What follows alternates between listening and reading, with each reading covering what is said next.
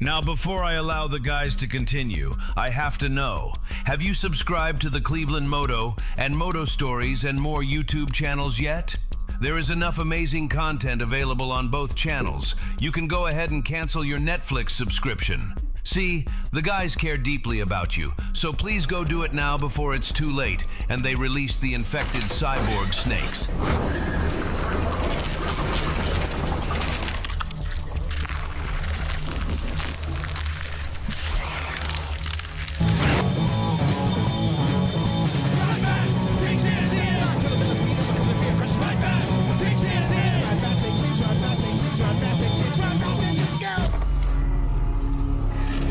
Oh, hey.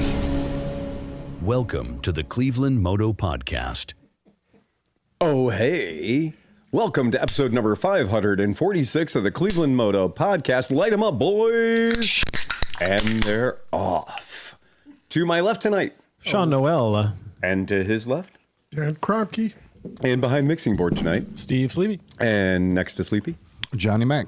and not so clean shaven tonight, Speedy Pete. and rounding the corner, Shanky Smith. Shanky, and behind the bar. Tom Pennington. Hey, we're all here. Hail, hail, the gang's all here. Am I actually in there? Yeah. Yeah, you're in there. We're just keeping you at Actually normal in there. volume That's there. fair. The If I start snoring, let me know. Well, yeah, so Tom had a very rough week last night, and he does not need to apologize for sleeping. He does not need to apologize for falling asleep in the podcast last night. We had fun with it. That's great. I get it. But he did earn that. Tom had a very, very tough week last week. So this week, though, Tom has been the man of flying wrenches, because if you ever want to go to a motorcycle shop and see the motorcycle shop just full ape shit, this is the week. It's this week right here. On Easter Sunday, I delivered 8 bikes and picked up 8 bikes. How'd you fit them in the Easter eggs? In the Easter baskets, right? In the Easter baskets. No, I was out there with my pickup truck and my Kendon trailer. I went as far as Warren, Ohio, doing pickups and deliveries both ways. And then that was Sunday. That was the, Easter Sunday, the holiday. And then the Monday, I did 8 more each way. And so this is a combination of getting service bikes out to people that need to have them delivered, and getting the bikes that have been sitting in people's garages that want to have them serviced, or they went out and turned the key and it didn't respond. Getting a lot of that stuff. And Tom right now is just like every day, it's not just the bikes I'm bringing in, but today I think 6 bikes got dropped off for service. Mm-hmm. It was a very, very busy day at the shop. So managing to keep up with all that, it's been something. It really, really is kooky. But the good news is Nick showed up, and I'm hoping that Nick showed up, and Nick showed up. New Nick? New Nick. Oh, New hey. Nick showed up, and he Handsome showed up, Nick? and he's like, "Hey, I got a job, but I'm only working. Like, I've got some free hours." And I said, "That's great, Nick. I hope you're here to tell me you're coming to work tomorrow." Mm-hmm. Right? And he's like, "Well, yeah, I'm ready to start. I've got a job where I can have some time and I can give you guys some hours. Those are the words I want to hear." And then he went in the back and he started. I was like, well, "Where'd he go? Where'd he go?" And Tom's like, "Oh, he's in the back, right there." And I go in the back and he's cleaning up his work area. Yeah. And I was like, he's cleaning up his work area. That's a good sign. He's wearing his uniform from his other job and he's cleaning up his work area. But then I noticed he'd collected up some tools. I think maybe he has a project he's working on right now, and he realized the tools he needed to do it were still on his workbench. So I was like, oh shit, he showed up and left with tools. Oh. And I'm like, oh no, that's scary. That's scary. So he's like, let's hope he's really coming back. And then Sarah from Moto Go, she's coming back in because school's out for her. I actually accidentally spoke with new Nick because I was trying to call Nick at work. Yes, and he said. And I was like, oh. So I chatted with him for a moment. Oh, he thought you were calling Nick DeVito. No. That was the confusion. So that's okay. So he said he said you called him. That was great. He actually said, he goes, I thought I was going to run into Johnny Mac here when I showed up. And I was like, oh no, but that's so yeah, we would be thrilled if we had two more wrench slingers, man. That would be great to be back at full strength again. Wait, who else? Sarah and Oh, yeah. new Nick. So, and those are both people that I feel completely confident saying, Sarah's progressed along in her development as a young motorcycle mechanic. So she's at the point now where I can just point at a bike and say, prep that. She's at the point where I can literally, like, here's the sheet. These are the accessories it gets. Prep it. and then I can walk away. And that's a beautiful thing because that gives me the ability to be on the sales floor talking to people selling bikes. Otherwise, we got the stuff where I came in this morning 3 hours before we opened just so I could have quiet time and just prep bikes and put my head down and do all that. Also, I was overserved last night, so I needed the quiet time. So I did not have a good night last night. I thought Porco was the big Porco thing was Tuesday.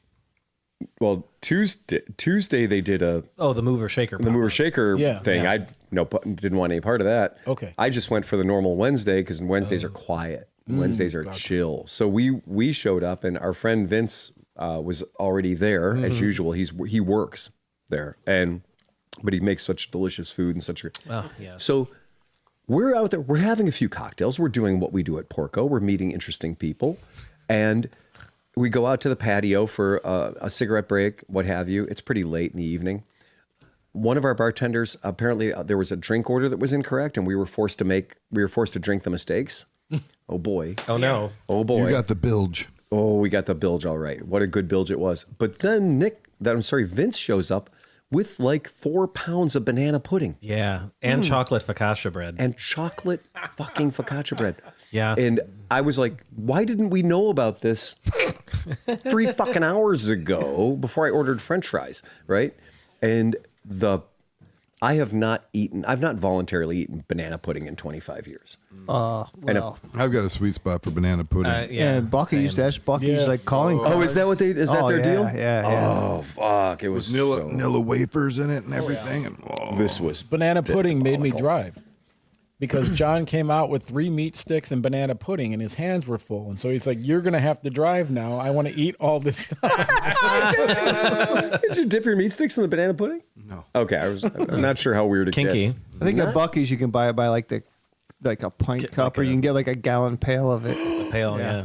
My God, that's decadent. Yeah. This was really delicious that we had last night. So hats off to Vince for really Very much setting us so. up. That It's was he really super has it nailed delish. down. Yeah, dialed in. he's such a good baker, such a good cook. Extremely cool. So that was a great.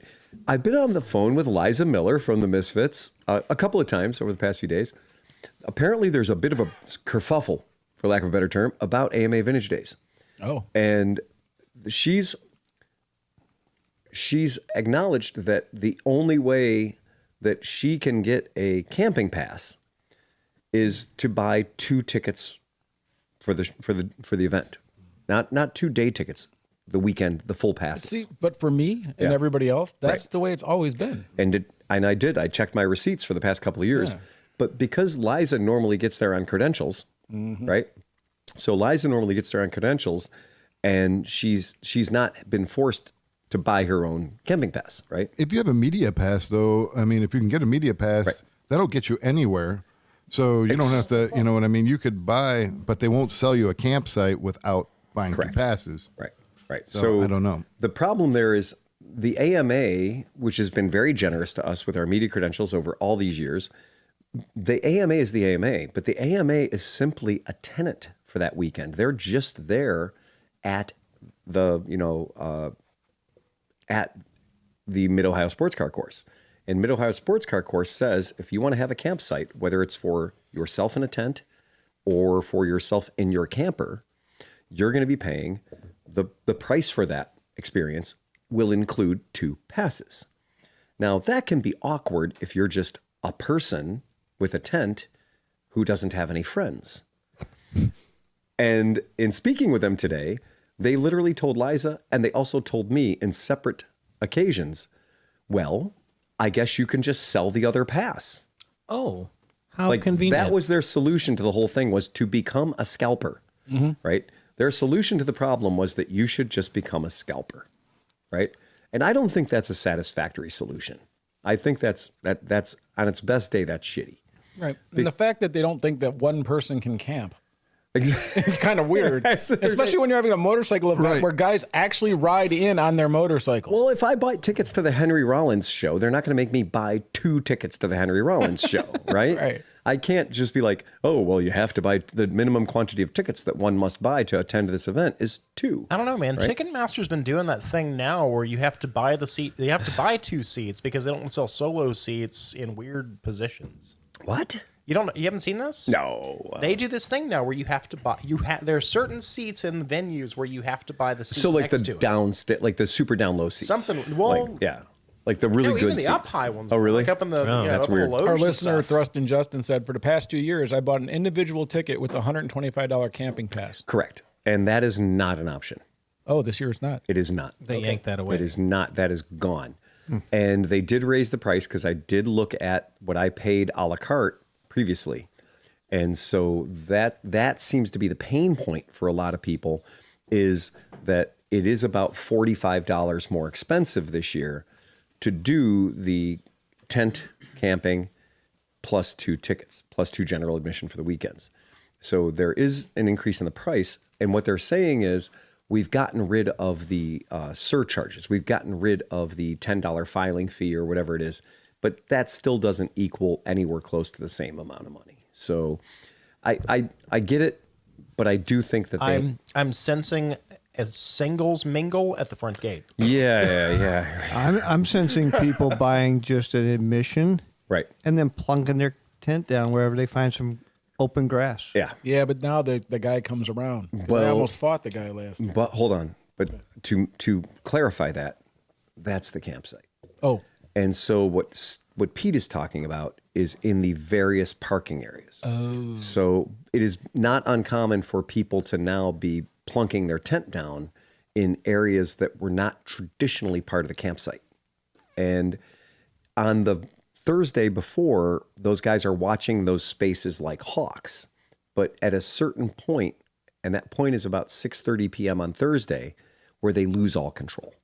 So they try to exercise control while they have it, which means like, oh, no, there's no camper supposed to be set up. There's no tent supposed to be set up before 7 a.m. on Thursday, because 7 a.m. on Thursday is when people that are either season pass holders for the Mid-Ohio Sports Car Course, they can get in Thursday morning, 7 o'clock, or swap meet vendors can get in, or people that are participating in the racing can get in 7 o'clock in the morning It's on interesting. Thursday. You have to put in your AMA member number to buy tickets at all? Absolutely. Yeah, you can't buy tickets without being a member now. Yeah. So it's compulsory. Oh. Yeah. They're going to So- get their $50, man. Yeah, they're going to get their membership fee. And Well, that's okay because you get all the services that come with that $50. I mean, What do you get? I don't even know. what you get, the biggest thing that everybody Get a talks magazine. about. Yeah, you do get. That's important. You do get the magazine. You get gotta tow, poop. you get tow service. That's the thing that everybody falls back on for like, why should I get AMA membership? I'm not a racer. I don't go to AMA events, so I'm not going to get like a $5 discounted ticket or what have you. It is the vehicle recovery. It's And the you also towing. get an old Ride for Life T-shirt that's been laying around. So there's a lot of reasons to join the AMA. There's a ton of reasons to join the AMA. I do understand people that say that doesn't suit my needs. But what they've always done for the past many years is said, okay, well, if you, and I believe even with their program, you have to be set up on the automatic renewal, like the credit card automatic renewal, to get the free tow job, right? So, that. I wonder. Same as downtown.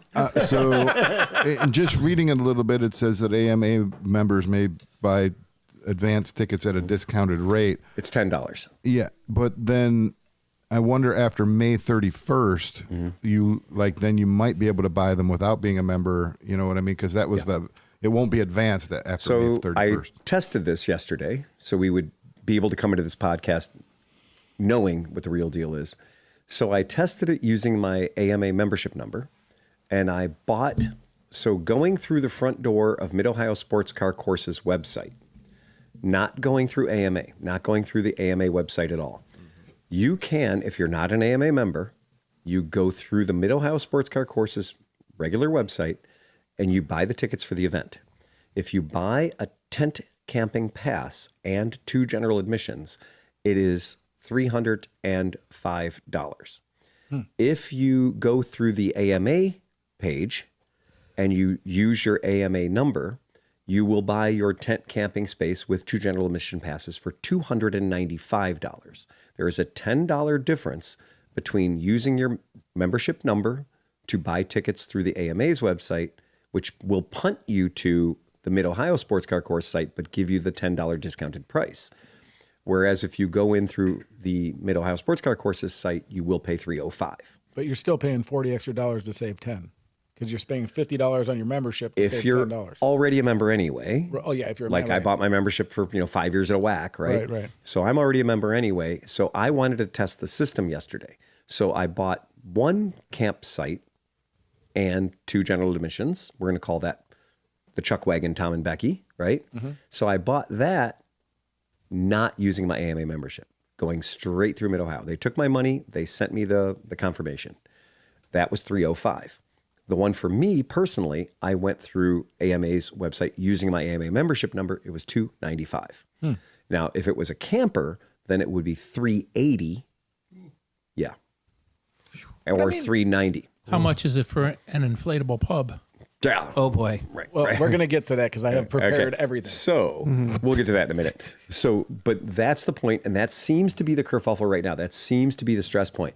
Now, obviously, our podcast has successfully brought a whole shit ton of people to Vintage Motorcycle Days. People come to this event because we are there. We know because we meet them. All 80,000. Every year. Yeah, last year you tried to feed them all. Every year I meet at least 50 people at our campsite. At least 100. At least 50 who walk up to me personally and say, this is my very first VMD. And we're here because we listen to the show. I mean, last year, I think 100 new people rode our motorcycles. I think you're right. Yeah, I think you're right. I came here because you said you'd let me ride your bike on your thing. And I'm like, there it is. There it is. Go get it. Oh, you weren't lying. Call my bluff, right? Yeah, exactly. So, we do want to promote AMA, obviously, and we want to keep bringing more people to it because it's more fun when you're there, right? Yeah. So I'm not having an adversarial relationship with them. I just want to make some clarity. And I also think that if the policy is that in order for you to sleep in your one-man pup tent, you have to bring a friend. That's tough. Well, we do have a request into the AMA to have somebody from this organization that is organizing Vintage Days come on the podcast. And my initial contact, they were like, yes, it's a great idea. But I mean, I think they're busy. They might be busy, but a little bit. Yeah. And we've had some very, very good relationships with AMA representatives in the past. Some fantastic relationships. I've had their staff meet us on Thursday when we had my 50th birthday party and I had that ridiculous camper. Oh, I missed that thing. And I had that ridiculous camper and I told them very clearly, I was like, this is going to get stuck if we park it on soft asphalt. We need to park this in somewhere improved. And they literally guided us to a spot to park it in the employees section. Dude, it was the $10,000 spot. We had a view of the entire property off your back porch that folded down. Yeah. It was so close to the good shitters and the good showers that it was impossible not. It took a level of stress out of Vintage Days. It was like, I might have to shit, but I can wait until the last minute because it's right there. It's literally right there. 2 in the morning. I'm a little grumbly. I'm just going to walk over because it's right there. And it's also where where the wash rack is for people to wash their bikes before they take it out for the lap of history and all that stuff. Yeah, I'm trying to buy tickets through Mid-Ohio. I can't get to that. You just go to the events page and where you click down, when we're on the front page of Mid-Ohio Sports Car Course, you click on where it says events. It'll say Vintage Motorcycle Days, Permco, Vintage Motorcycle Days. And then you want me to go through events because I was buying race tickets and I had AMA. Events, Yep. Yeah, that's how they do it. I'll figure it out. You'll figure it out. I'm working on it. It's fine. It's not a big deal. So just the point being that they were so ridiculous last year about sending a guy out in a golf cart that was like, I need to see the paper, the authentic document. Not your phone, not a screenshot, not anything. I need to see the authentic document with the name on it for the person that's going to occupy this campsite. And it was such bullshit because there were 2 cars that were there and they're like, you're here, Steve? I'm like, yeah. Well, we're going to go into town and get shit because they drove from fucking wherever. Yeah. They leave. The guy comes over and he's like, where's their stuff? I'm like, they can. So they're texting me the stuff. They're like, here, they just took a picture on their lap. And that guy was like, that doesn't work. I need to see it. It was poorly handled. So it was very poorly handled. And I understand you're trying to keep control for as long as you can, but you have to, at some point, you have to be a realist and go, in 5 hours, this is all going to be corrupt. And they literally said, well, we're going to come back here and check your papers. They said, we're coming back here at 6 o'clock or whatever. They said, we're going to come back here and we're going to check and we want to make sure you have everything there. And meanwhile, we're on a phone chain talking to people in Oregon, talking to people in Dallas, talking to people in Denver, having them email me over their credentials so I can send them to Sleepy. And so I told Sleepy when I got there at 4 o'clock or whatever, 3 o'clock, I said, Sleepy, there is a 0 chance that guy in that golf cart is going to come back here at 6 p.m. Because at 5 o'clock when that main gate opens, his world turns to shit. So I got to the, I went through the events. I got to the thing. I see camping pass, $305. Right. When I click on it, takes me back to the same page that I was seeing before. It doesn't take you to a checkout. That's because it's early. Because it's too early, because they're only selling through AMA members. Yes. So I'll solve your problem. Yeah. Go back to the Mid-Ohio Sports Car Course. At the upper right-hand corner, you can log in. Yeah. If you're not logged in, you have to log in. Okay. And then when you click on that, it'll take you to the building section. Okay. Exactly. I see. Yeah, you have to log in. Yeah. So you have to be a known entity to put to them before they'll put you into their billing system. Yeah. So it's cheaper for me not to buy it. Well, no. So if you do not have a current AMA membership, nope. Right, then it is cheaper for you to pay $305 instead of $290 and $50. $295. Right, exactly. Right. That's what I said. It cost you $40. It'll cost you $40 more, but that renews your AMA membership if that has value to you. Right. If it has no value to you, then that's fine. You don't have to do it. Right. I get it. So that's that. On to more interesting things about vintage motorcycle days. Getting gear. Yeah. A toy. Oh, would you like to stop up to the bar and get yourself a fresh Guinness? Well, I think that's what we're going to need. Oh, my Lord. And there's people already jumping on it. Come on in. We got shade. This is one of the most important announcements we've ever made. If you haven't already participated, you are more than welcome to. We have a GoFundMe set up for something very specific. Oh, you didn't bring any of your own shade. We got plenty of shade for you. Let me just show it right here. Oh, what is that? Please help us build the ClevelandMoto inflatable pub. Not some Chinese piece of bullshit, but a $5,000 30 by 20 foot fully inflatable pub. Wait, let's go to the inside here. That can fit many tables, lights, a bar, everything. This is literally, people have weddings in these things. The guy told me it weighs 921 pounds. Oh my. See, that's a problem. No, it's not. We don't have a forklift down the middle. We got a lot of people. But here's the thing. We got $480 raised already. All right. And the guy said he might work with us if we get cash. Really? Together. And we have a dude in New Jersey, Dave, who said he would get it to the show. Wow. So, my God, man. We need the help from the audience. If you go to GoFundMe, look up Build the ClevelandMoto Inflatable Pub, and you can find it. And the cool part is if this doesn't go through and we don't raise the money, it instantly gets refunded. Like we're not out to try to scam anybody. And so we have a double bag. So in case one of us dies, there's an option. We have a backup. Yeah, so you will get your money or you'll get a pub. Right. One of the two things. One of the two. Well, I mean, there's also the possibility that we get enough money, but not enough money for this one. Maybe we get a different one. I mean, like some kind of a pub. We'll see. Wait, we need a corporate sponsor, Shanky's Whip, and then we could put advertisement on the front of the Irish pub, Shanky's Whip. Chris, and then, I have a question. Yeah. Where does Shanky's Whip come from? Ireland. Whoa, wait a second. Holy cow. Mean that Shanky's Whip comes from Ireland? What a concept. And we're going to have an Irish pub? Uncle Mid-Ohio? Uncle Shanky, get on the horn. Oh, my Lord. Wow, that's like 80. That would like exposing their, you know what? They'd be exposing themselves to 80,000 people over the weekend. That's quite something. And we can even fly a Shanky's flag. Oh, yeah. You think we wouldn't?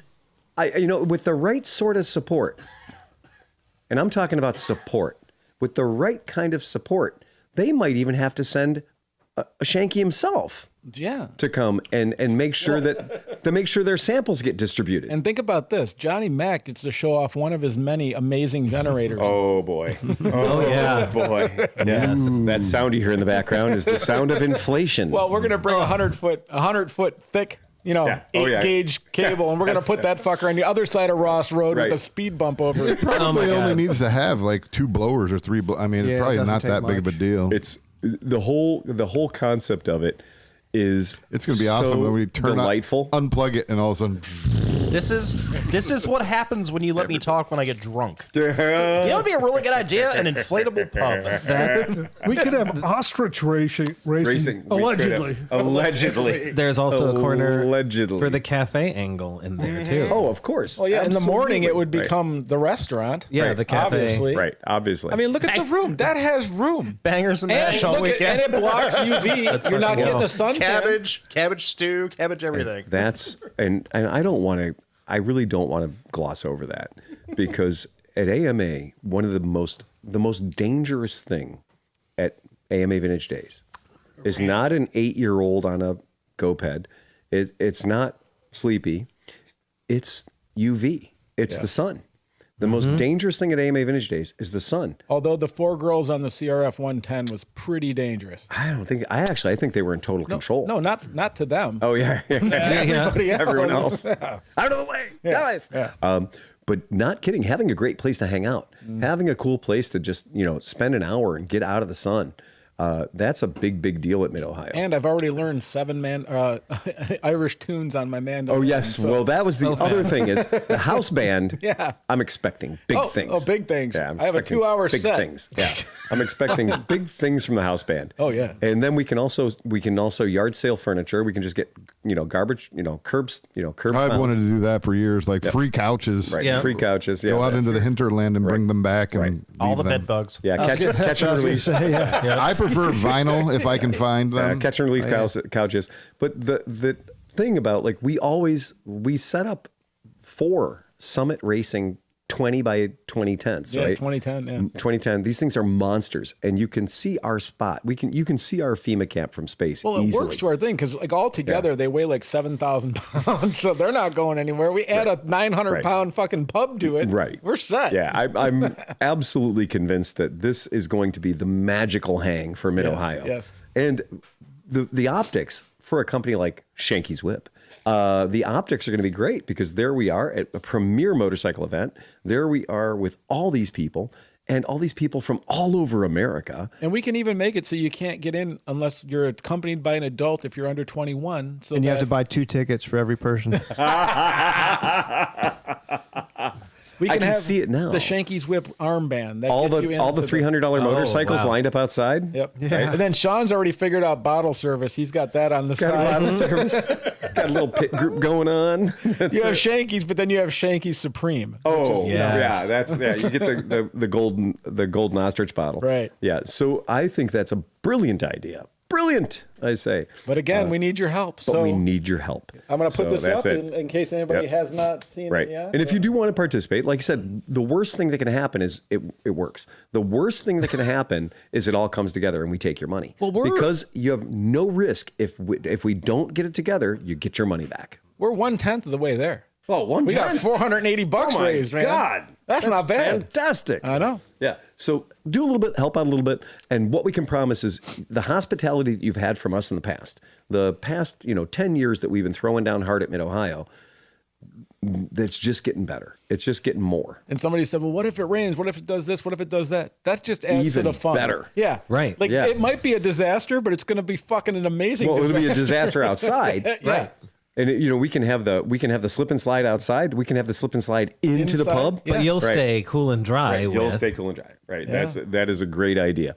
And we will park. I'm going to bring some extremely sturdy ground anchors, like the 3-footers that screw in. Yeah, the dog ones. Yeah, I've got those. Yeah, the augers. Yeah. I've got a bunch of those augers, and we'll bring those augers in case we get visited by that fucking cyclone again. Yeah, it is an El Nino year, so it's a good chance we're going to get some rain. Oh, is that the other? Yeah. All right. So if we get rain, then you're going to be really happy that this pub is around. So I'm very, very excited about that. So you have to put the generators inside whenever we're doing that. Yeah, dog houses for the generators outside. We can make them. Yeah. 2x4s, put it over the top. Yeah. Well, we have smoke machine. We have no shortage of pallet equipment. The lights. We need light. Oh man. Are you kidding me? If we said, hey, by the way, there's going to be a pub, bring your dopey stupid plug-in disco lamps. This place will look like a rave. Yeah, that's exactly right. We're going to end up on some other, disaster YouTube video we're thing before too long. We're like, bring your crappy lights and your generators that melt the plastic. It's going to burn us all alive. I'm just going to say it. We're teetering into the territory of Mid-Ohio sports car course might be like, what the? Yeah. Next year they're gonna say until the rules say no inflatable pubs, they're fucking 100% legal. That's exactly right. And it's not like we can't use it at band camp, and we can't use it at 100 other places too. Exactly. Yeah. Right. Yeah. There'll be pub will I have travel. a feeling our invites are going to get up. 900 pounds. That's a trailer. No, seriously, a 1,200 pound winch, a 12-volt battery, and boom, done. And don't rip it. Yeah. Somebody please bring some patch kits. Yes. You know what, though? I heard it's really hard to get back in the bag. It better be like a crate. The bag. I can't even get my sleeping bag. Get it onto the pallet. Yeah. Fold here. Double We're over. going to need to hire fucking roustabouts. I hope they put a good zipper on it at least. This is literally, yes. So the good news is I do already own and trailer that this will fit on that will do the job to get it there and back, right? So that's kind of cool. I mean, any 4x5, even my thing trailer, any of that stuff will work as long as it's can hold the 1,000 pounds. Right. I thought you were going to say you already owned a roustabout. That's a lot of weight, but yeah, with like 6 people maybe. Right. Yeah, and you unfold it. I mean, you're not going to carry the lump. Right. Well, you got to get it off the trailer before you You just grab the tongue of the trailer and put it vertical, and it just falls off like a really big fat guy. Yeah. Yeah. And that's the other good part, too. If they're like, take it down, we're like, I hurt my back, you can do it. When we unplug it, it'll come down. That's it. Where's the generator? We don't know. Right. It's a 1,000-foot cable. And we've already proven at Mid-Ohio that they have no problem with generators running all night long. No. Yeah. Yeah, so that will be, this plug will not deflate. I mean, honestly, if we have the tents in front by the thing and we can fit it back there, they might not even see it. It'll just be this massive thing. Yeah. They said it was 27 feet tall. I know. Come on, you're gonna see it from the track. We're not gonna need. You can see it from outer space. We're not gonna need a 30-foot flagpole anymore. You're gonna see it when you got I-71. Our 17 camping spots, we're gonna need 33 this year. My God. Yeah. We're gonna get hate mail from Kentucky Corner. Yeah. We're stealing their moves. Okay, here's the move: dress somebody up like a leprechaun, and when the guy comes around and says, "I want to see the paperwork for the guy who's sleeping here or whatever," I made just. Keep your hands up, your Lucky Charms. Yeah. Wow. Oh my. Yeah, it sounds fantastic. I have zero complaints. I've never about been this. so excited about anything in my entire life. In fact, I just want to hear. And you get excited about a lot. I just like Irish music too, so It's not bad, man. 900 pounds scares me a little bit. Like, if it was by like yourself, 400 or 500 pounds, like, that's all of us working together. Okay. It's a team building unit. Okay. Where is it getting stored when it comes home from Mid-Ohio? It's probably gonna end up somewhere in my property somewhere. If not, I'll figure out a way. My paint shed that hasn't painted anything could be a pub storage unit. No, we just inflate it in your garage. That's fine too. Oh shit, that probably would be warmer. I could actually work on bikes in the winter. Go into your garage and there's a pub in there. With the guy who doesn't drink. That's great. Put it on the pond when it freezes. It can over. double as an opium den. Right. Okay. That's true. Right. That's exactly right. Yeah. You don't even have to wait for it to freeze; it'll float. I mean, there's a whole business around renting these things out. $2,000 for an event. Like, they charge good money. That is true. We could probably do a tour with Shanky's. The ClevelandMoto Shanky's Whip National Irish Pub Tour. Oh my! I already have a job. So I tell my wife all the time. She's like, "Oh, you could make money doing that." I'm like, "I know, but I have a job." Yeah. There you go. Yep. Yeah. I think this is going to be maximum opportunity for silliness, and I'm 100% behind it, and both spiritually and financially. Maximum opportunity for Corporate sponsorship. That's what I say. You're absolutely right. Get I someone in love early that. Yeah. before you get closed out. And I Can you can only imagine think that, of though? one person, one company that would be perfect for it. Well, I think that would be a great idea for what they call a premier sponsorship. Yeah. Right. Premier I sponsorship. can't is a wait till really good thing. Thursday at 6. Ladies and gentlemen, please join us at 8 p.m. for the opening of the ClevelandMoto Shanky's Whip Premier pub. Bucky's, and just go down the list. God. Irish pub. So on to other news. We have a rule here at ClevelandMoto Podcast. We don't like to talk about a motorcycle until it's Physical. purchasable, until it's a thing you can buy. And it's great to have vaporware, but you need to be able to buy it. And until you can buy it, we're not going to fucking talk about it. So last year, one of the companies that makes electric motorcycles that we talked about in the podcast several times called Cake. And they make freaky deaky Belgian, Norwegian Freaky-deaky They're Dutch. so freaky deaky Dutch. Yeah, they're just such a weird fucking thing. They are if like IKEA decided we're going to make electric motorcycles, right?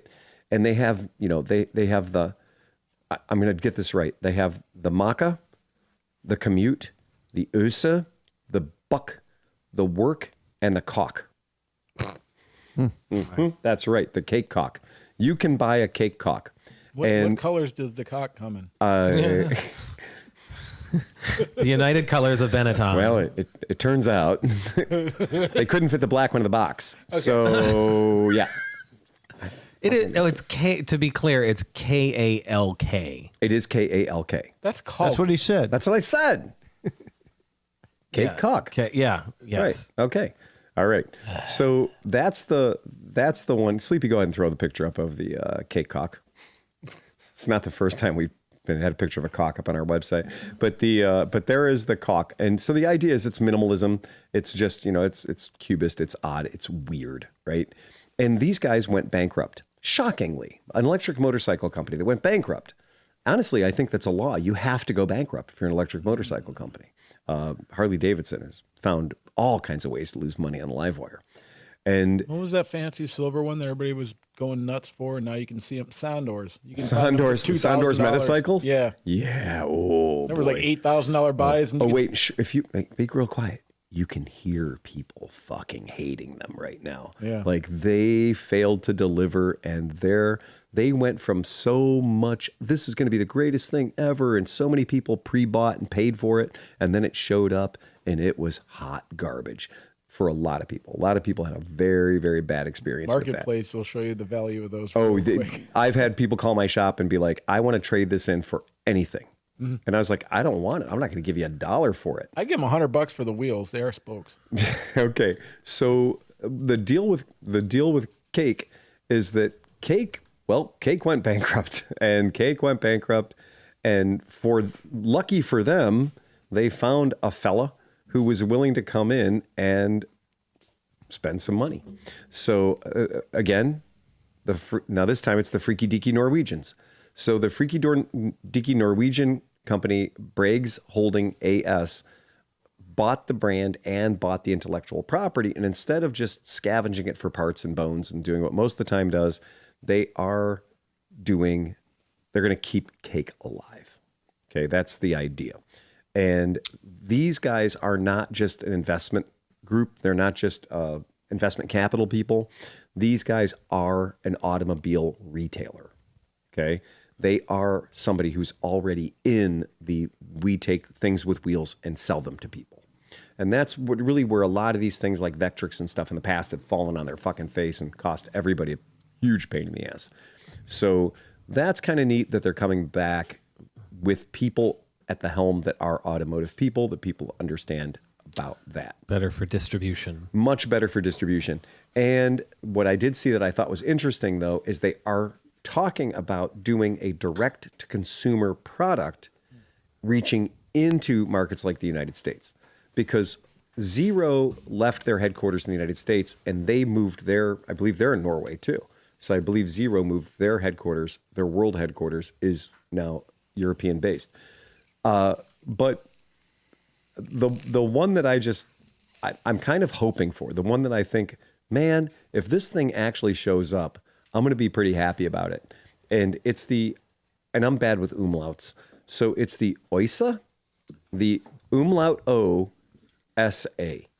And this thing. Not an OSA. Not an OSA, not an OSA. ISA? Yeah. Yeah, ISA. This is the one that from day one, I have thought this thing was crazy. Crazy fun, crazy cool. $5,900 is the projected price for the United States market. And this is not something that, you're buying vaporware. This thing already exists. People own it. People are riding it. It's a thing you can buy, but it's completely fucking modular. So the spine of it is an I-beam. So you buy the components and you slide the components onto the I-beam. So it's like a slate truck, but a bike motorcycle. Exactly. Okay. And the idea, if you want to throw this up, is it is completely fucking modular. So you can put one seat on it, two seats on it, a box on the front, a box on the back, any kind of thing you want. You can also run your campsite on this. You can run your DJ booth on this. So it's power in and power out. It's Gazinda and Gazauta. And I love this build idea. I like the idea of being able to change the vehicle's shape to match your job, to the thing that you need to do with it. If you need to haul your kid and also your kid's drum set, this is the vehicle for it. I mean, especially for Europe and places where like you don't have big distances to, cross a lot. Like, can you imagine that? You could be a carpenter and take half your shit with you on an electric bike to work. When the guy who's plumbing my house shows up with a crossover SUV, an Audi, and he does the entire basement job, he does this entire bathroom job, and he's doing it. Now, granted, I had to go get the longboards, right? And the sheets, the sheetrock. But yeah, this is a European sensibility of you take what you need, right? You take what you need, and you don't need the F-350 if you just are taking a small amount of stuff to the job site. I like to see this thing get into India. There'd be like 7 kids on the front, 14 on the back, big trailer. Right. Oh, completely. You're putting together stuff from IKEA, so all you really need is an Allen wrench. That's true. And you buy this bike and you get a toolkit. The toolkit's an Allen wrench. That's exactly right. And if you look really closely, the bottom screws out and it becomes a tire pump. Yes.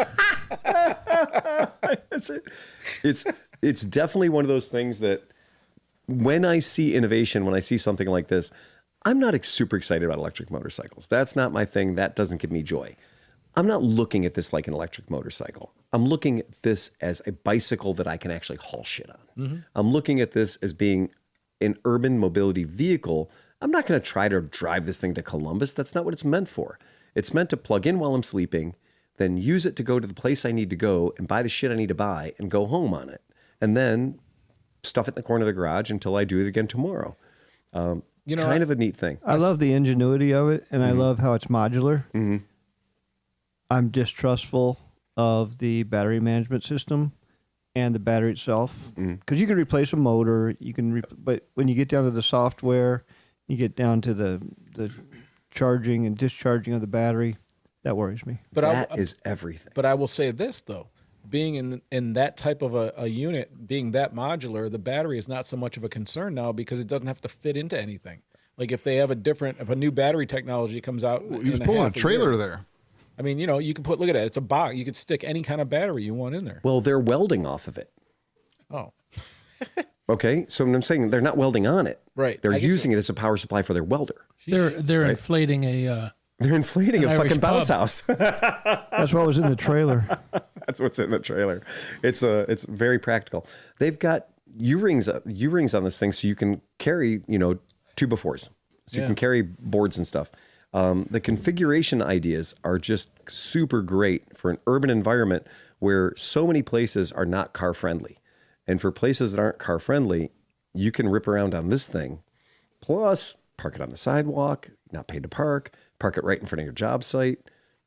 If you're a bartender and one of the biggest things, if you're a bartender or bar owner, you're going to liquor store, you're buying racks and boxes and bottles and everything else. And if you want to go, look at this thing with the 2 boxes on the front. Yeah, you're bringing back 40 bottles, no problem. Think about all the surfers. I've seen the surfers with Vespas with the side racks carrying their surfboards. This would be perfect. This has them. I mean, it's already part of the game. So this, I think, is a very practical innovation, because the middle of it, Pete, to your point, the middle of this thing is a jackery.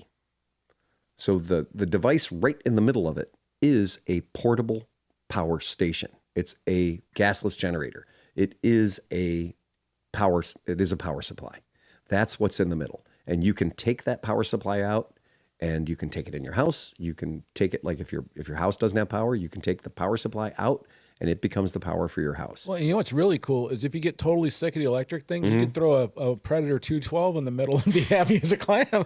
Well, and Pete's right. The weak link of every electric bicycle is power control board. The electronic control module, the engine management system, and the battery management system. Those two things are what we saw when we were dealing with the NIU electric scooters. Those were the fail points. That was always the fail point. And if you can get something where we're saying, okay, the power supply in this thing, it doesn't need a battery management system because it is a portable power generator. That's what these are. Generators exist that have gasoline motors that make electricity, but generators also exist that you plug and you charge with, hours and hours of electricity and then take them with you. And there isn't any gasoline happening to bring your power where you're going to the job site. And that's what this is all about. I think that's pretty fucking clever, pretty neat. And I'm quite impressed.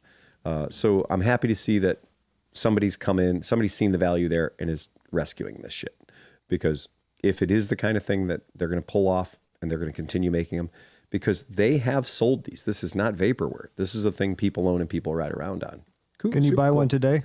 You can buy one today. And that's actually the good news, is they did say they are filling orders, because when they did their bankruptcy, this was, it didn't go into like a receivership. It went into the European version of that, where they're allowed to continue operating, but only on a subsistence level. And how many Norwegian kroners are we talking here? Well, the nice thing is they've gone ahead and done the US dollars on the website.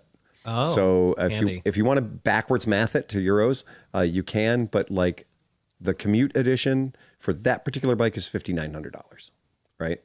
And so the work edition for that bike, like with all the fancy shit, the work edition I think is $6,700 for the work edition. And that's their most expensive product. That's their fancy pants one. Yeah. So I thought that was just fun. I thought that was interesting.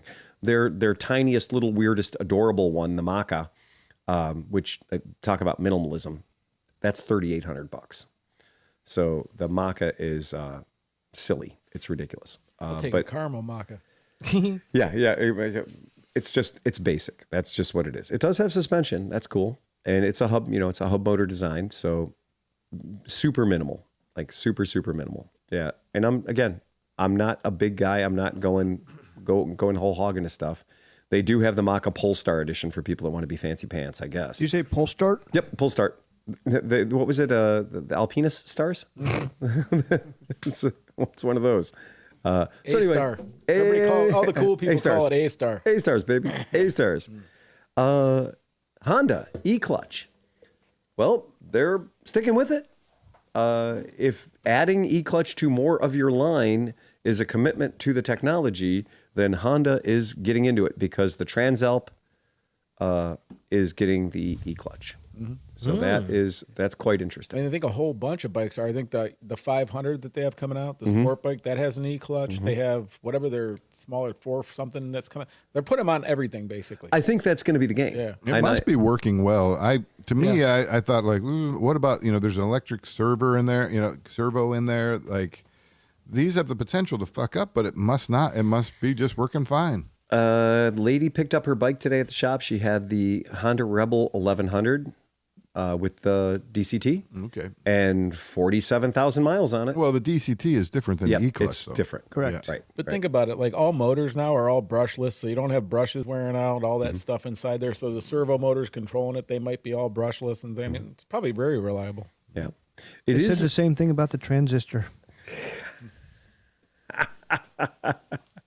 Well, the weakest link in the old Honda Matic wasn't the automatic. Yeah, that wasn't the weak link in that motorcycle. It had other weak links, but that wasn't one of them. And so the Transalp with e-clutch is 10.2, so it's $10,200. Well, I wonder if you can turn it. You can't turn it off, but you probably can go full manual. Like, it will stall if you let out the clutch. I don't know. I haven't experienced one yet. No, I honestly don't know. And I am not certain about that. What Honda is saying, what Honda's big push on that is that this is going to introduce adventure riding. This is going to introduce off-road riding. This is going to introduce this to a wider segment of the people that might not feel comfortable using a manual transmission. I think it's going to save motorcycling because you got to understand, like we take for granted that like manual cars we all love and whatever, right?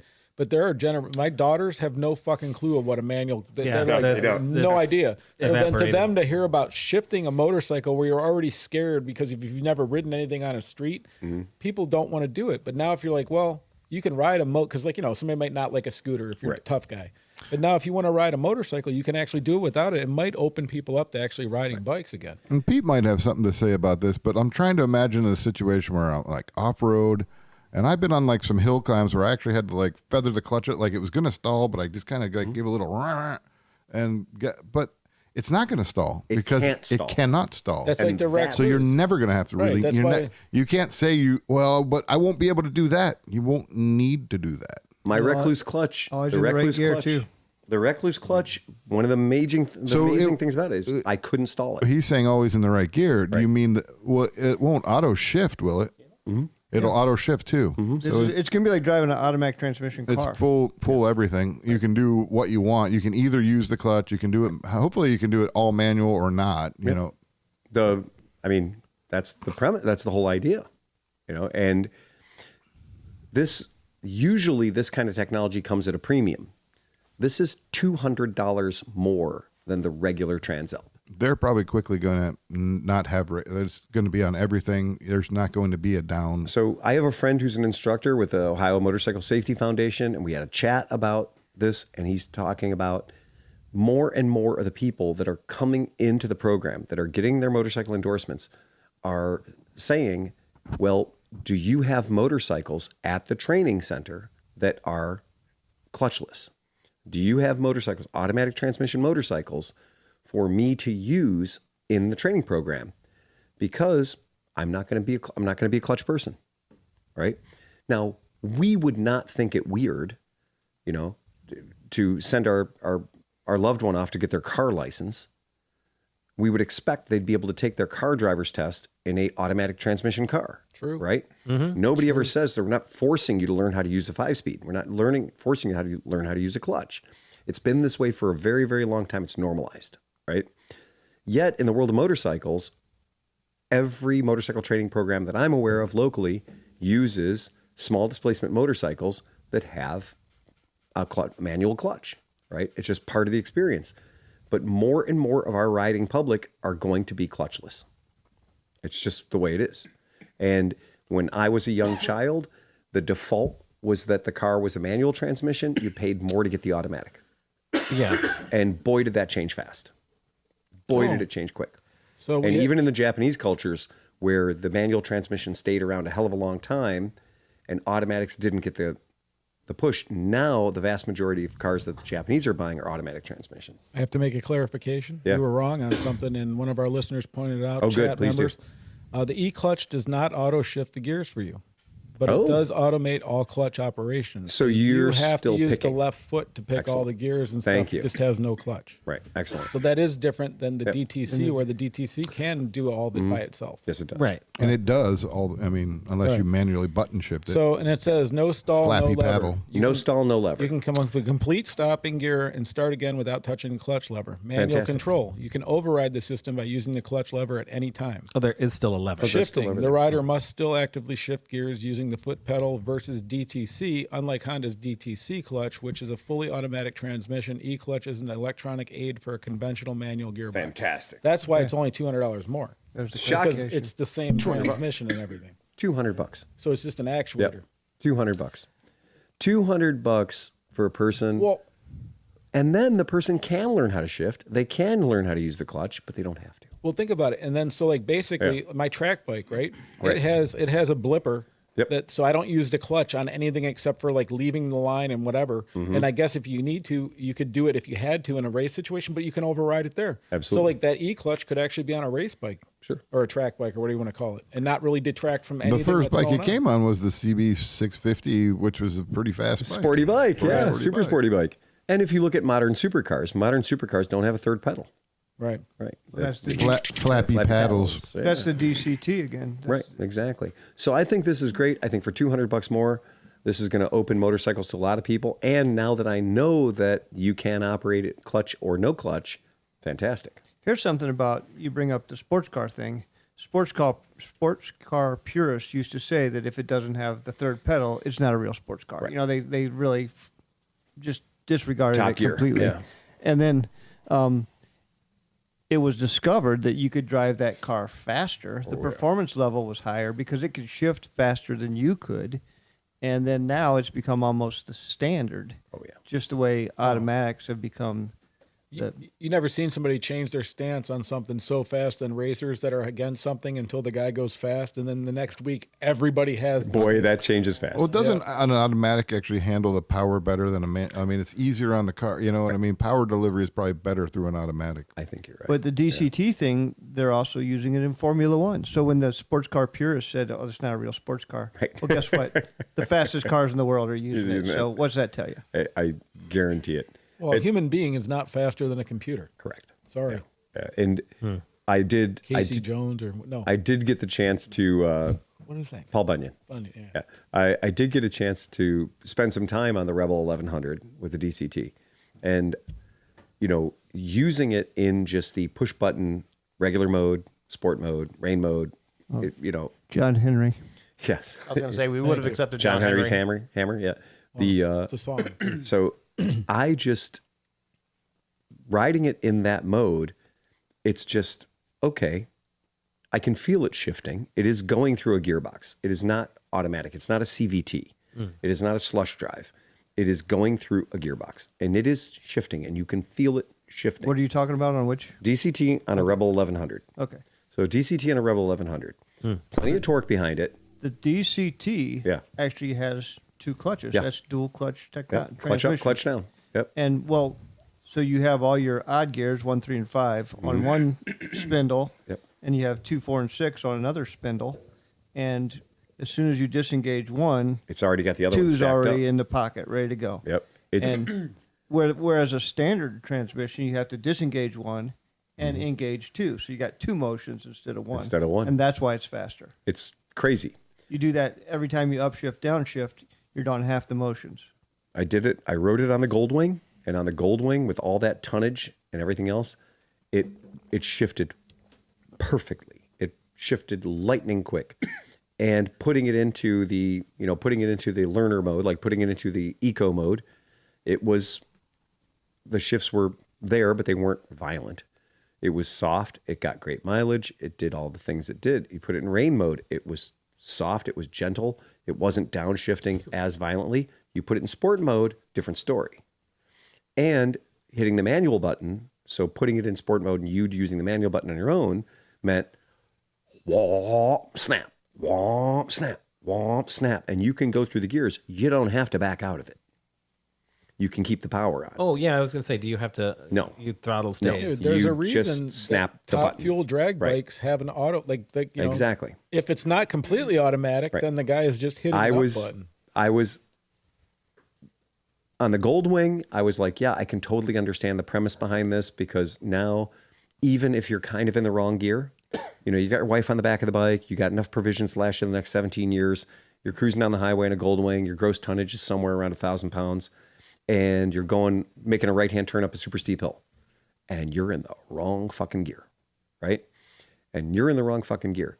The bike sorts it out for you every single time. That's going to take away that one YouTube channel with the guys in the Alps that just fall over. The Alpine fall over turns? Oh, yeah. Oh, yeah, believe me. So in the Goldwing, I really found that was super handy. And it was also handy, it's low-speed parking lot maneuverability, right? Because you weren't fighting the clutch, you weren't fighting the friction zone. You were in first gear, and you just gave it the throttle, and it did its thing. And then on the Rebel, being a much lighter bike than the Goldwing, I was like, well, it's a cruiser bike. Let's see what this does. And I rode it around, and I was like, okay, let's give it the beans. Let's really see what this does. Let's see if this can be fun to ride. Yep, it can.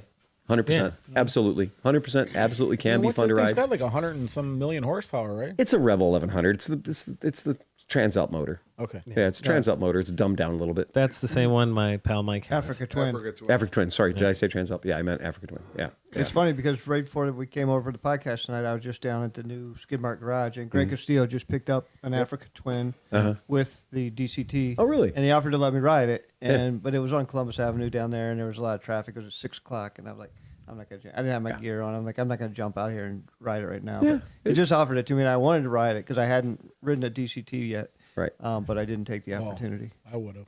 Well, I still have the kind of failure point where I was riding the Rebel at low speeds and doing really tight turns, and it will shift in the middle of a turn, and I'm pet peevy about that, right? Because I don't like the bike when I'm low speed management on the turn. I don't like the bike going, okay, changing gear ratios now. Yeah, you want nothing upsetting anything. Well, and it's smoother than it should be. Okay. Right? It's damn smoother than if I tried to change gears during the turn, right? We don't have the friction zone in and out. We don't have the lag. We're not trying to rev match or anything like that. So, but it still did it. And I think that it does it because it has to do it, because it goes, okay, dude, you're going 13 miles an hour. You don't want to be in third gear. So it's gonna pop you down into second gear. And so it happens, but it happens quickly and it happens very softly, right? And I didn't try doing that in sport mode to see if it would violently downshift whilst in a turn, or if it would know that it was turning, it would soften it up, right? Because in sport mode, it does kind of do it a little, it wants you to have the experience of like banging some gears. So even if it's fake, I guess. But yeah, overall, I think that's great. And I think that the idea that now the Transalp, because, putting it on the Africa Twin, well, that's kind of a premier product, right? Having it be on the Goldwing, that's definitely a premier product. Absolutely a premier product. When they brought out the CB650 and we saw the CB650, sexy 4-cylinder, 4-into-1 pipe, got this little box hanging off the side of it, got the clutch lever still there.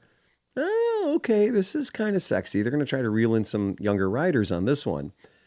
I think the Africa Twin is a bike that, with that $10,000 price point, that Africa Twin hits a lot of buyers. I think that's a very approachable bike. The Africa Twin. I'm sorry, 18. Sorry, guys. It is the hardest thing in the world for me, and I've always done it. I have too. I've always done it. I'm really bad about confusing Africa Twins and Transalps. Absolutely. And I don't know why that is. Was the original Africa Twin a 750? Mm-hmm. That's why I'm having the problem. Yeah. Because the Transalp is now a 750. Yes. And so for me, 750 in my brain is Africa Twin. But the Transalp 600. was also 600 The Transalp was 600. It bumped up over the years, though. Yeah, Yeah, it did. then a 650. But so for me, for the American market, Transalps here were 600s. Yeah. So my brain hears 750 and immediately attributes it to being an Africa Twin. Because in my mind, the Africa Twins were 750s, the Transalps were 600s. The original, so that's why my brain has that programming problem. I love my Africa Twin. Yeah. I think it's the bike I've owned the longest in my entire life. Oh yeah. But I like the way it looks and everything. But the original Africa Twin still is like that bike when you first. I remember first time I saw that bike. Yeah. Mm-hmm. And I was like, what is that? You had a visceral response. Yeah, because I'm like, it's not a dirt bike. Yeah. It's not a sport bike. It's everything I want in a motorcycle. What's and it has weird 2 headlights. Is I had the same experience when I saw the first TDM 850. When I saw the first Yamaha TDM 850, I was like, I don't know what it is, but I want it. Yeah. Right? Same kind of I deal. have no idea what the fuck it is, but I want it. Mm-hmm. Did you see the TDR 250, the twin two-stroke? Ooh. Two-stroke twin? I'm like, or no, they have an 80 too. They do, but that's not a twin. No, it's not a twin. That's a TDR 250 Yeah. twin. Oh, come on, man. Yeah, that's so cool. Oops, sorry. That I meant to hit. And it was funny from the first time I saw a TDM 850, I was like, Excalibur, someday you shall be mine. Mm-hmm. And I eventually got one, and I was really happy with it. I was totally happy with the bike. It was red cool. one with the gray The red seat. one. Yeah, the red one with the gray was a seat. good bike. I loved it. It did everything it wanted to do. Yamaha was way ahead of like those 2 early bikes were like the Africa Twin and Yeah. that one were way ahead of their game, man. Oh yeah, they were. And so was Absolutely. the Elefante. There was a whole bunch of like these early adventure bikes that never hit. Yeah. And then you see them. Like I remember the first time I saw Elefante, however you say it, And the thing, I'm like, what fucking bike is that? And then I looked and it was like 20 years old. And I was like, what the hell, man? Somebody was on point. Oh, for sure. Yeah, completely. Yeah, I liked that era. I liked those bikes. And that's even why, that's why I had my first Transalp. I got the first Transalp because it was that. Mm-hmm. It was the whole thing. And it's, it's not Perry Dakar off-road capable. Nothing. It's a normal motorcycle jacked up a little bit, but it's a V-twin. Dude, I loved when I was racing bicycles, road bicycles. I'd be doing these criteriums and stuff, and the lead out bike, same guy. It was like a referee that also reffed the race, so he rode next to everybody. Okay, was on a Transalp, like an original 600. Oh yeah, right. And he had 52,000 miles on it just doing bike races. Yeah, because he let him out. He anytime he would chase people. It was just. Oh, the first time I saw a Cagiva Elephant. That was another one with the Lucky Strike livery. Is it elephant or elephant? There's an E at the end, so depending on where you're from, right? Hey, Chris Smith, why don't you put a smile on that face? You're sitting over there. Or is there an E? No, it's with your just frowned elephant. upside down. Elephant. Yeah, it's elephant. Grumpy old man over here. You're gonna get the grumpy old man award. The Cagiva Elephant. The Cagiva Elefante. Chris, do you want some bourbon? I do. I do love that bike though. What do you I got? just pulled a picture up of it right now because it's just the Lucky Terry Explorer. Bradshaw bourbon. Yeah. What year did that come We need out? some tenderizer for Chris. What year did that bike come out? Kajivas, I think they were 86s, maybe. They were. Think about that. Yeah. That's so ahead of the. Who was the first bike to have that look? It hit Cycle World. It hit Cycle World magazine on December 1st of 1985, so I wasn't far off. Wow. Yeah. So yeah. Wow. Peak Duran Duran. Peak Duran Duran. Yeah, I mean that's a Desmo. Yeah. Right. So it's the motor out of the Panta. So the Ducati motor. It was a cool bike. It was just a neat looking bike. I mean, what I know about it can fit in my pocket. I don't know much about the bike, but I just know the first time I saw one, I was like, gotta have that. That's cool. Just a neat machine, just super fun stuff. I was just taken back because obviously those bikes weren't popular in the United Not in States. the US. Well, So I was just taken back that much cool shit was going on back then that I was not aware of. Who was the importer in 1985? I think it was. They had my ex-asshole boss I have no worked for them in New York. Who was importing those things? And they were talking about how they were scrapping bikes as they came out. They were taking bikes out of the box. Mm-hmm. And for every one bike they sold, they had to dismantle 2 bikes so they had parts. So they could build them out. Yeah, and absolutely. then by the time he left, they said there was a warehouse in Brooklyn that literally had stacks of mid-'80s Ducatis and Cagivas that had been stripped for parts because they couldn't get any out of Italy. Yeah, that's not uncommon. Yeah, anybody who's around for the early days of Italjet, same and thing. Cagiva owned them, and then Cagiva went bankrupt. Yeah, that's true. That was a yeah. Doesn't Piaggio own all of it? No, they don't own Ducati. Volkswagen owns Ducati. Right, You'd have to be nuts to own a Cagiva. I got rid of mine. It's definitely of that ilk of being looks super cool. Somebody had an 80s Elephant over at Skidmark really? last year. Oh wow. I don't know if you ever got it running or not. And then they sold it as a Ducati Grand Canyon for a very short period of time. That's right. Had that dual gas tank, the dual flaps on top of the gas tank. 2 flaps on top of the gas tank. Oh, 2 headlights, 2 flaps on the gas tank. Come on.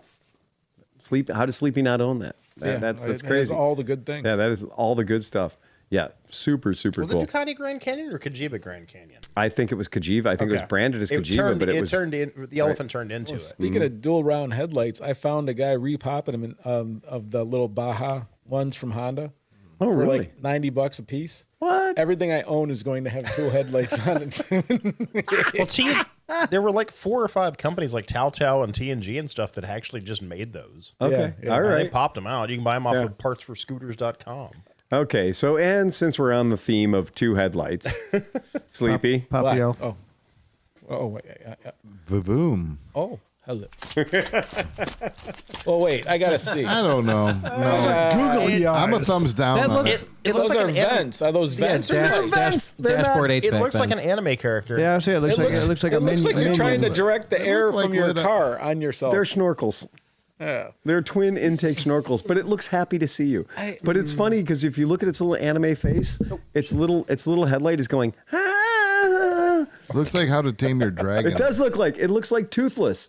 Toothless. It looks like Toothless from How to Train Your Dragon. It is this is the first motorcycle I've seen in a while that has an honest to God face. Look at the wings. Oh, it's got wings. Going wee. It's going wee. Yeah, they just need to do a toothless wrap for this thing. If they did a toothless wrap, it would be perfect. It's definitely one of those motorcycles that I'm looking at and I'm like, huh. Somebody has to sit down the CFMOTO guys. Is it called the Voom? It is called the Voom. Boom. Looks like the nostrils on an angry dragon. No, but seriously, somebody has to take the CFMOTO engineers and be like, listen, guys, that's going to work in Asia. People are going to love that shit. Right. You can do the same bike, but take the eyelashes off when you send it to America. I think they care more about Asia and India than they care about America right I don't these doubt days. Bingo. Yeah. Well, I also think if you offer the eyelashes here as a extra, you get like an extra $100, you can get eyelashes on it. They'll sell like crazy. They will sell like crazy. That's true. Completely agree. Yeah, it does look so much like Toothless though. It is crazy. Yeah, you have to do a lizard skin wrap on that thing. But about it. So you know why it's kind of significant is this is a 500cc, right? This is a 4-cylinder, right? It's got 40 newton meters of torque, right? This bike is, you know, I think this is going to be a really nice, pleasant middleweight sport bike for people. Looks better from the side. It does. It looks really good from the side.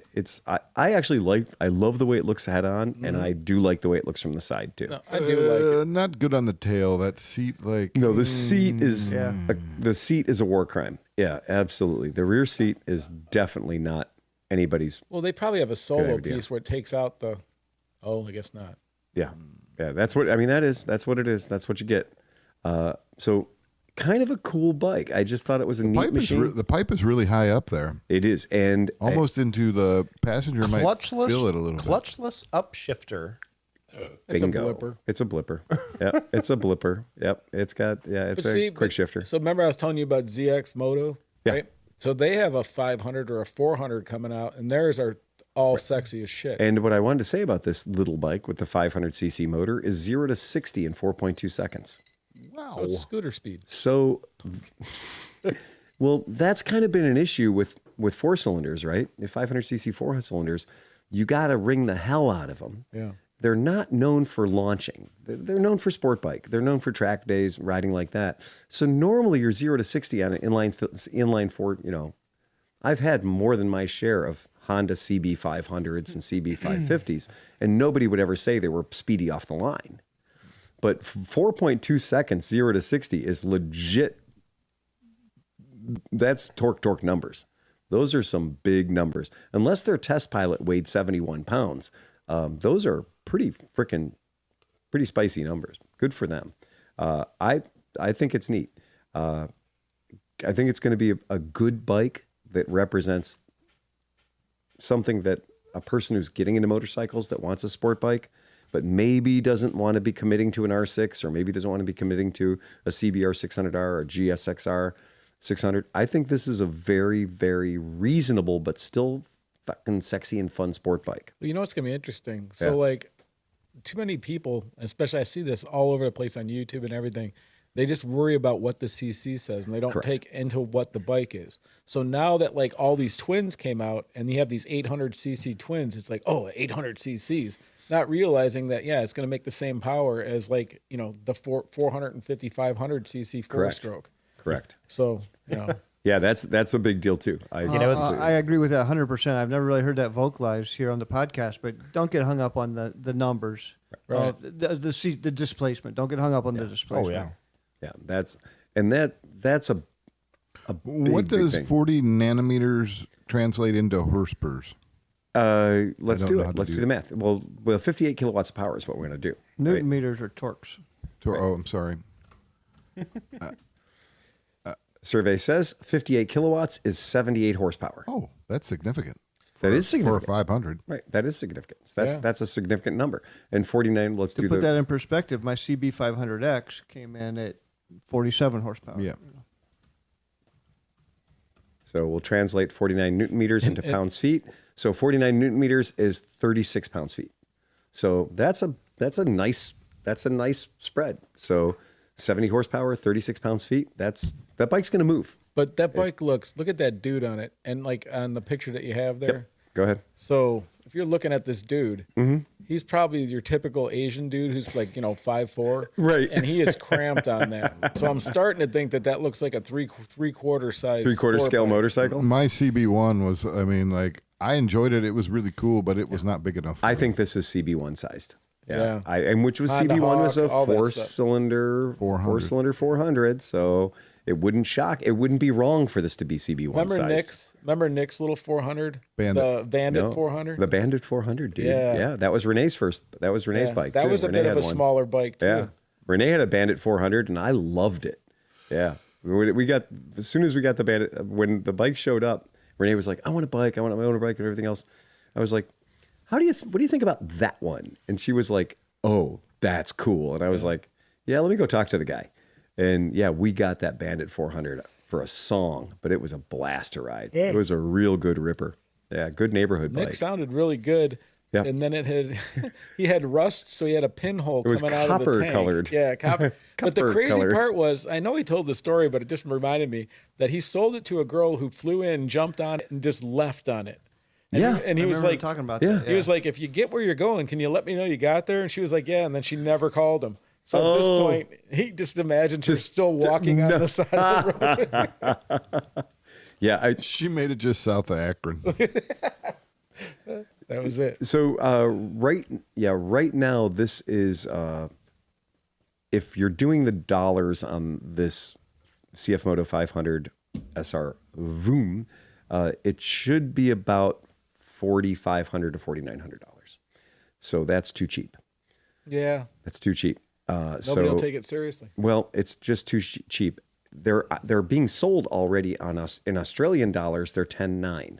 So 10.9 Australian dollars is right around 8,800 US dollars. It doesn't matter what the MSRP is. Dealers are not going to let you walk out of there with a bike for 54, under $6,000. Well, yeah, right.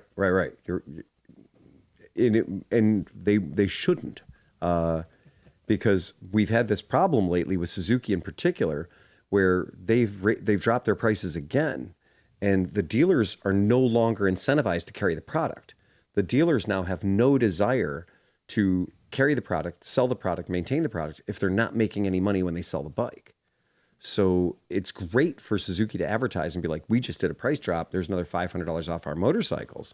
But when the dealer sits there and goes, wait a second, now hold on. They're not taking $500 off the dealer cost. There's no meat on the bone. Bingo. And when you lose your dealer network on these things because they can't afford to keep them around because the flooring, keep in mind that dealer that you go into and that dealer's got, 100 bikes on the floor, that those bikes, 90% of the time, those bikes are floored, which means that those bikes become more expensive to that dealer incrementally after his floor plan time. His floor plan could be 180 days. I have had flooring at my shop that was as big as 240 days, which is a very, very long time to not pay interest on property on your floor. But that's the exception, not the rule. And I've learned from talking to you, even if they were to lower your cost by $500, that doesn't lower the cost on the ones you already have, Right. So and the ones that are there, when that manufacturer decides, okay, that's great, John, the next one you order next week is going to be $500 cheaper. Well, I've got 10 of them already here that haven't sold, and you didn't give me that deal retroactively. And who's going to want to buy one of those when the brand new one that is $500 cheaper? Yeah, terribly bad news for you. I don't have any of the 2026s. I just have the 2025s over here, and I've got 10 of those. So what happens is now the dealer has to cost average, and the dealer then is saying, okay, well, I guess I'm going to have to match today's price and give up half of what I was making. But if you're dealing with a company that doesn't have, that doesn't protect their MSRP and lets dealers all around you sell the bikes for whatever they have to sell to stay in business, that sucks, Since you're not paying the Suzuki up front for the bikes, can't you just pinch them on the back end for that $500 when they come to say, all right, your floor plan is up, you got to pay? Just pinch them back $500. How on earth do we do that? Well, you mean I let me sit down and figure it out for me. You mean I write them a check for $500 less than the one they're asking for? Yeah. Yeah, that'll work. Sure. Yeah, absolutely. All right. When the waitress brings you the check at the restaurant, and the check says $25, and you're like, well, I'm just going to give you 20. That works? Well, they've retroactively fucked you around on the equipment that you already own. That doesn't work. Congratulations. They're big dog, and they're well aware that they're doing that. Yeah, they know they're doing it. Yeah, he didn't sell the bikes fast enough. That's their opinion. They know they're doing it. I can't get a bill and say I'm only going to pay 95% of this bill. I can't do that to my electric company. I can't do that to my mortgage. I can't do that to. I can't do that to these bikes. It's interesting though. Well, I mean, then what would there? I mean, the bike has already been sold. The title's in somebody else's name. Right. You don't have the bike. You decided I'm only going to pay $9,000 on this 9,500 I owe. Right. They're going to say no. No, they're going to say they're going to say now what they're going to say, just so you know. Yeah, where does it go? What they're going to say is, well, now since you're in default, you're not paying us what we're asking you to pay. We're going to take away your free flooring, that 180 days, that 90 days, that 240 days. We're taking that away from you. You no longer qualify for that because you didn't make your payment. You paid us short. So now we're taking away the courtesy that we gave you of 0% interest for 90 days or 180 days. Now the juice is running. Now the juice is running from the day you got the bike. Now you're super fucked. So you also said that how are they going to maintain their dealership base when they're doing this to everybody across the nation? Everybody says, hey, fuck you. Across the nation, dealers aren't going to do it, so now you got zero Suzuki dealers. Well, that's great, except for the fact that if your family's business is the legacy Suzuki dealer, or like Pam, our legacy BMW and Honda dealer, right? She doesn't want to lose her dealership. And she will lose her dealership if Honda came to her and said, you no longer qualify for our flooring, our free flooring. Now you are paying the full price of that bike the day that it arrives. And if we decide that we're going to advertise 1.9% financing, you're not going to be able to take advantage of that because you don't qualify as a program dealer anymore. So all the dealerships around you can sell that bike at 1.9% financing, but you can't because you no longer qualify for the programs. That's where these dealerships are behind a fucking 8-ball, because if you don't sell the numbers you have to sell, if you don't move the amount of inventory that your contract says you have to, then you no longer have access. Go to anybody's website right now, any manufacturer you want. It'll say $1,000 off this Harley Davidson, $1,500 off this Moto Guzzi. Right now, they have customer loyalty cash for Moto Guzzis up to $1,500. But if I'm not a program dealer, if I haven't participated in the program, if I'm not getting my numbers, I can't give the customer that $1,500 off. Well, what happens to my business? The customer's going to go to the dealer who will give him the $1,500 off. Just because it's on the national website that says there's a promotion going for $1,500 off Moto Guzzi, says participating dealers only.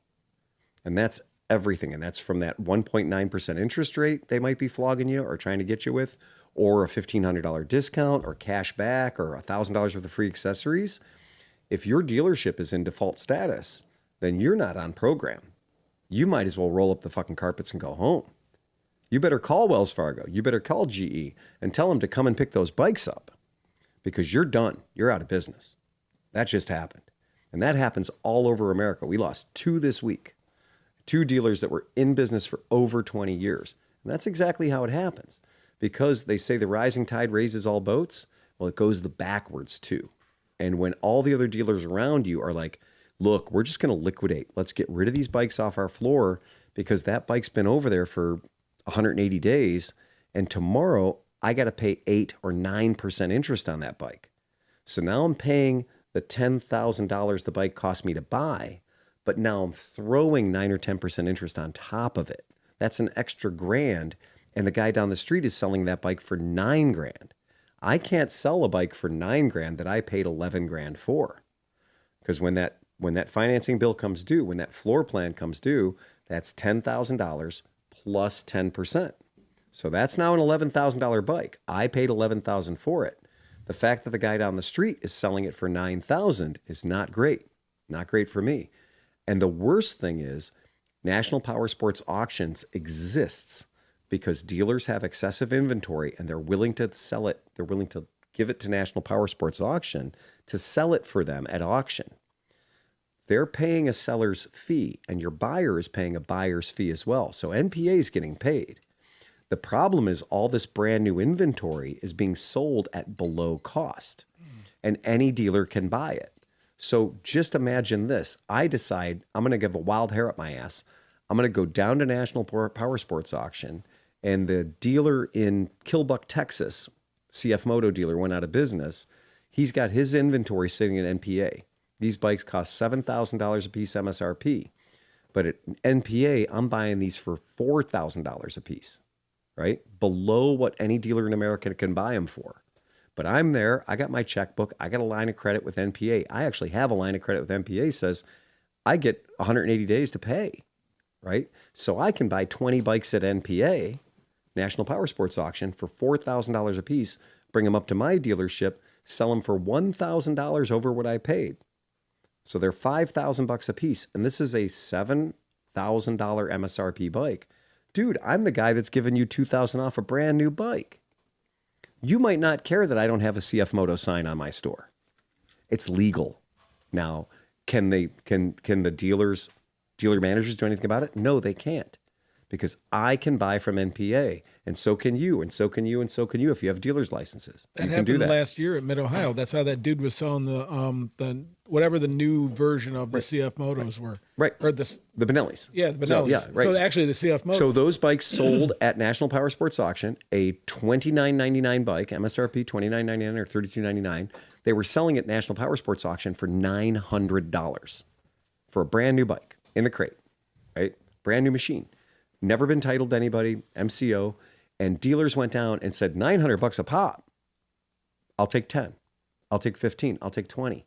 Well, if you only pay $900 for it, you can let that bitch slide at $1,500. You still made $600 on your $900. But don't be the dealer who's out there trying to sell it at the original MSRP. If you're the dealer that has 12 of them in your showroom and you spent $2,200 a piece on them, that's sunk cost. You're done. And it fucks you too, because now, especially with a small bike like that, with people that are probably inexperienced, you're going to have crashes and breaks and fucks. And like, they don't have a dealer because they bought it at a dude's trunk in Mid-Ohio. Yep. And so now you're getting these people probably. Absolutely. But let's understand this. The manufacturers don't really want that to happen either, because they're getting $900. You know, their bikes are going to no, they got their money. They got their money went from to the the dealer. auction after a dealer went out of business. Keep in mind that the true buzzards in here, the people picking the bones, are those National Power Sports Auctions places. Because the only reason I'm selling the bikes to them is because I can't sell them in my own place. I have too much inventory. It's distressed inventory. I need to get rid of it, and they'll send a truck up to my shop, pick it up, and I can set a guaranteed sell price that if we don't meet that, they don't have to sell it. But I've bought many, many motorcycles at National Power Sports Auction where I was the highest bidder, but the thing didn't meet reserve.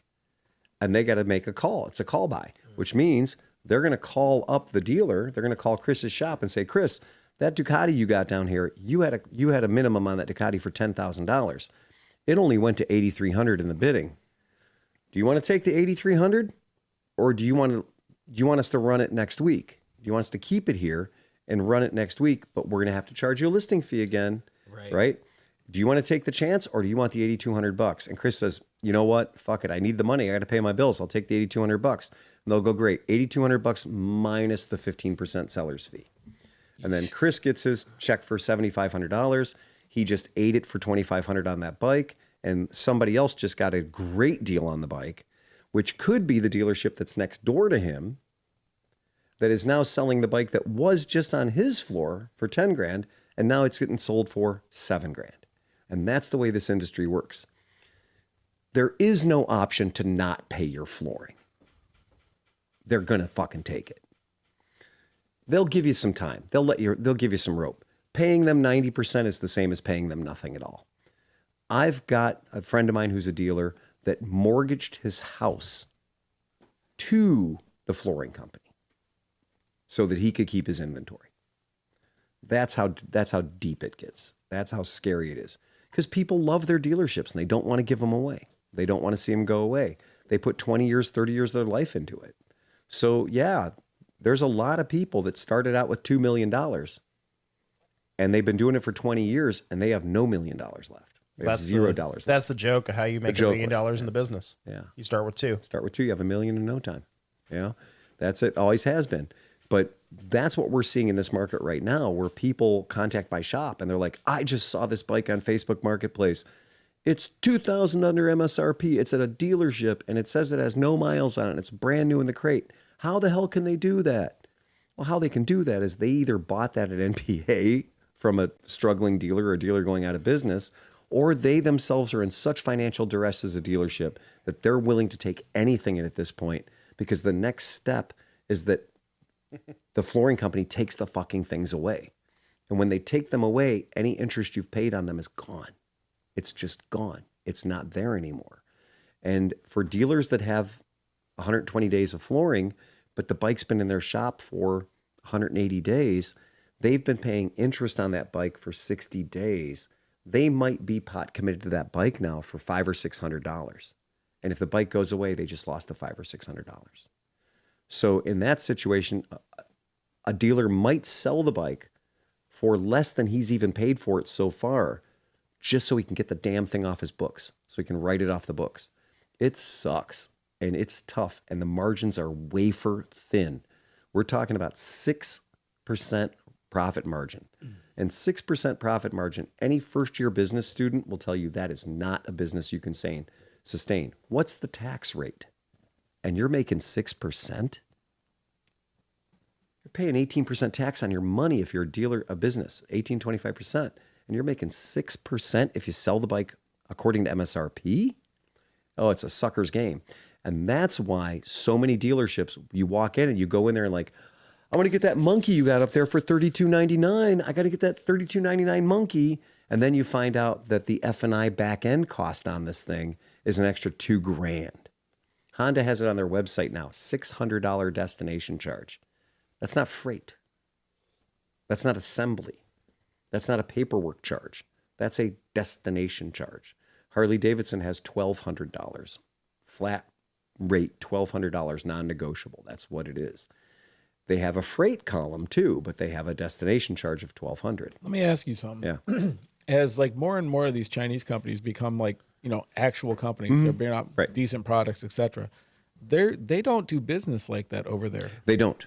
So how is that going to adapt to here when they're just like, buy our shit, and you're like, okay, and they go, fine. Yeah, we have a huge fucking problem when we deal with European companies. When we deal with companies that are strong Italian companies, strong European companies, their system is not based on, their system is based on the consumer is the consumer. The consumer is the buyer of the product. Right. So everything they do is focusing on the consumer, loyalty with the consumer, getting the consumer to come back in and buy the product. The consumer is everything. Well, in the United States, the dealership is the consumer. Huh. Right. We are the ones buying the bike from the distributor. We are buying the bike. Then it's up to us to sell it to Chris. But the distributor does not give a fuck about Chris because I've already bought the bike. But that's my point. Right. So like with these Chinese companies coming in, more willing to sell directly to you or give you like things that's like that. That's going to be what's at that point you're incentivized to take a lot of these other brands compared to dealing with the fuckery that all these guys are doing to you now. Exactly. So do you think that that's going to change anything for you or no? I'm incentivized to take these other brands. No, because they're still using the distribution model in the United States right now because nobody's torn down the distribution model in the United States. So they won't sell direct. Like Sondors is the only one that was like, you buy the bike, we ship it directly to your house. Yeah. And if you look at Elon Musk and Tesla, in some states, Tesla was allowed to sell you the car directly to your house. A truck would show up with your Tesla on it, and that's how you got your car. But in our state, in other states, they have a dealer mandated dealership law, which means that if they're going to sell cars in our state, there has to be a dealership where you can go and buy it, and take it for service, and take it for warranty work, and everything else. So in our state, they have essentially, due to dealer lobbying groups, dealerships are protected, and you want to buy a Tesla in the state of Ohio, you have to buy it at a dealership, right? They can't just ship it to your door, right? But there are certain things, certain motorcycles. You can order a motorcycle right now on Walmart, right? You can order a motorcycle on Amazon or Temu or whatever, and it ships right to your house. And the MCO is the numbers printed on the side of the goddamn box, right? Now, is that legal? Not according to Ohio law, it's not. Are people doing it? You bet your ass they are, right? Absolutely. You can do it. I have calls at least once a week. I have done it. I know you've done it. I have calls once a week that said a cardboard box showed up in front of my house with a motorcycle in it. Will you come to my house and build it for me? Yeah. Right? And I'm like, no, I will not come to your house and build it for you. Well, that's what that CSC or whatever, one of their things, you can buy like their cafe racer for $2,300, or you can buy a bike in a box for $17.95. Exactly. Yeah. And you save $500, but it literally is like they got it shipped from China. They leave the wrappings on it, and then they just reship it to you. That is all it is. Yeah. It is drop shipping right to your door. Yep. Yep. That is it. Now, in our state, With a cute name. In our state, that is illegal. Yeah. We have laws that make that illegal, but nobody's enforcing them. Right? And if you're not sure about that, test it. Order a Boom Vader from Walmart, and I guarantee it'll show up at your house. And then you'll take the little MCO out of there and you'll walk it down to the title bureau and you'll be like, I bought this. And they'll give you a title for it. Yep. He turned into Forrest Gump. It's true. I bought this. I bought this motorcycle. It showed up in a box. So that is a legit thing. And can it change in America? Yeah, it can change in America, but they're going to have to tear the whole thing down. But because America is 50 countries, right? As long as states in America say, well, we have a law that mandates a dealership, right? Well, then all of a sudden, good luck. I hope you have a post office box in Pennsylvania or wherever they don't have that law. Mm-hmm. So you can go buy your car in Pennsylvania, right? Or then you buy your car in Pennsylvania, you come back to Ohio and, I need a warranty claim done. So now you show up at your Tesla dealer in Ohio to have them do your warranty claim. Well, they may not have a warm welcome for you, right? If they're working on the thing, which they're going to have fight to get Tesla to pay them back for their labor hours they put into it. And their mechanic says it took me 6 hours, but Tesla says it was a 1 hour job, right? Which is every warranty ever, anywhere. I mean, bad news for you guys there. That's a, profit center. And if we're charging $120 an hour for labor, a lot of these companies are paying out $50, $60, $70 for labor, right? For warranty work. So that's why if you think you're going to be sneaky and you're going to be like, ooh, I saw this motorcycle cheaper at that dealership 2 states away. I'm going to go buy the motorcycle at that dealership 2 states away to save $500. Yeah. Well, first time you need the warranty and you go see the guy that you didn't buy it from and he looks and sees your address is like 10 blocks from his shop. And we all know everybody. We all know where you got your bike, right? He's going to be like, oh, you got a warranty claim on this. Yeah, I think we can pencil you in sometime around 2028, 2029 maybe, something like that. Right. Yeah, there's no law that says I have to work on your bike. I can refuse service to any customer in the world. It's kind of disrespectful to customers that shop from you to put some dude that didn't ahead of them in line. Hugely. Yeah. Oh, how pissed are you going to be if you've been a loyal customer to me and you've done everything right and you're cool and you buy bikes and everything else and some guy wheels his, gefuckered bike in here that he bought somewhere else. And I'm like, yeah, white glove service, come on right in. No, there's a loyalty to your customers, right? Loyalty goes both ways. Have I showed you my new Vittori 450? Exactly. I got it from Johnny Case. He gave me $9 less than you were going to sell it to me for. Happens all the time. And what's the funniest thing is when we have people bring bikes into our shop and are like, I got a warranty problem. I got a warranty claim, a warranty issue. And we look at the bike up and we find out that it was never warranty registered. So that the dealership that sold it, there's a little thing that people do floating these bikes around. They may not register the bike the day they sell it. It's a major problem in the industry. So this way you don't have to pay off your floor plan guy just yet. You got money move around for a little while. It's sneaky deaky as hell, but a lot of dealers do it. We've had more than 10 or 20 bikes come into our shop that weren't purchased from us. And they're like, yeah, I need warranty work. And we click. Well, do you think I'm not going to check to see if you have a fucking warranty before I do warranty work on your bike? Yeah, right. No, that's kind of step one, right? The first thing I need to do is make sure this bike has a warranty. We've had people bring bikes in for warranty on bikes that were totaled out. They don't get a warranty on demo bikes that didn't get a warranty and that kind of thing. Or we put the numbers in and realize the bike's never been warranty activated. Well, when did you get this bike? I had it about 6 months. Well, guess what? Nobody else thinks you do. I think this bike is still in a box in Indiana. This bike hasn't been sold to anybody yet. So what happens if that customer then calls, like, I don't know who, like the manufacturer? Well, what happens is a lot of people get egg on their face really fucking quick. Okay. And the guy at the dealership that hasn't activated the warranty yet, he'll probably have to pay a penalty. He'll probably have to pay a fine or a penalty to the company to like, you know, Moto Guzzi or Ducati or whoever it was. And they're going to be like, oh, cat's out of the bag, pal. You're obviously not registering your warranties. Quick, Wells Fargo, send the auditors over there right now. And you just dropped a pro tip. Yeah. So if you just bought a bike and you call and they can't do the warranty work, don't let them tell you, I just forgot. Start bitching and like, you know. Well, yeah. Right. Obviously. Yeah. Because the warranty is supposed to be filed the day you buy the bike. Right. Right. Here's a question. When does the warranty technically take effect? When it's filed? Then? Well, technically, as the consumer, you're protected by the warranty from the minute you own the vehicle. But what if the dealer you bought it from is unscrupulous and doesn't register the warranty for 6 months, and you have a problem after 7 months? Is your warranty then good for, say, 2-year warranty plus that 6 months? I'm going to strongly recommend you contact a lawyer. Okay. I'm seriously, because you bought that bike 6-7 months earlier, right? You've been under the impression that you've been protected by a warranty for the past 6 or 7 months that you haven't been protected by, and as a consumer, then I would say, well, dumbass didn't activate the warranty. We've actually had to activate warranties for dealerships that went out of business. Yeah, that's fucked up. So a guy brought a bike into the shop. He bought the bike at the auction, got a good deal on it, whatever, but he still wanted his warranty.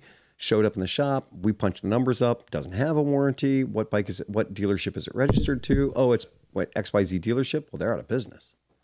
So in the interest of consumer satisfaction, Piaggio said, well, we're going to give him we're going to activate his warranty, right? He bought a brand new bike. It was brand new when he bought it. It's not his fault that the dealership he bought it from didn't activate the warranty. They were complicit in a crime, but I mean, that's fraud. The warranty is a thing. It's part of your vehicle. And if they're not activating the warranty, you're not getting what you paid for. It's fraud. By definition, it's against the law. Now, the manufacturer did the right thing in this case. The manufacturer stepped up and said, okay, we're going to retroactively activate his warranty, right? They weren't going to start his warranty from now. They retroactively fired up his warranty, right?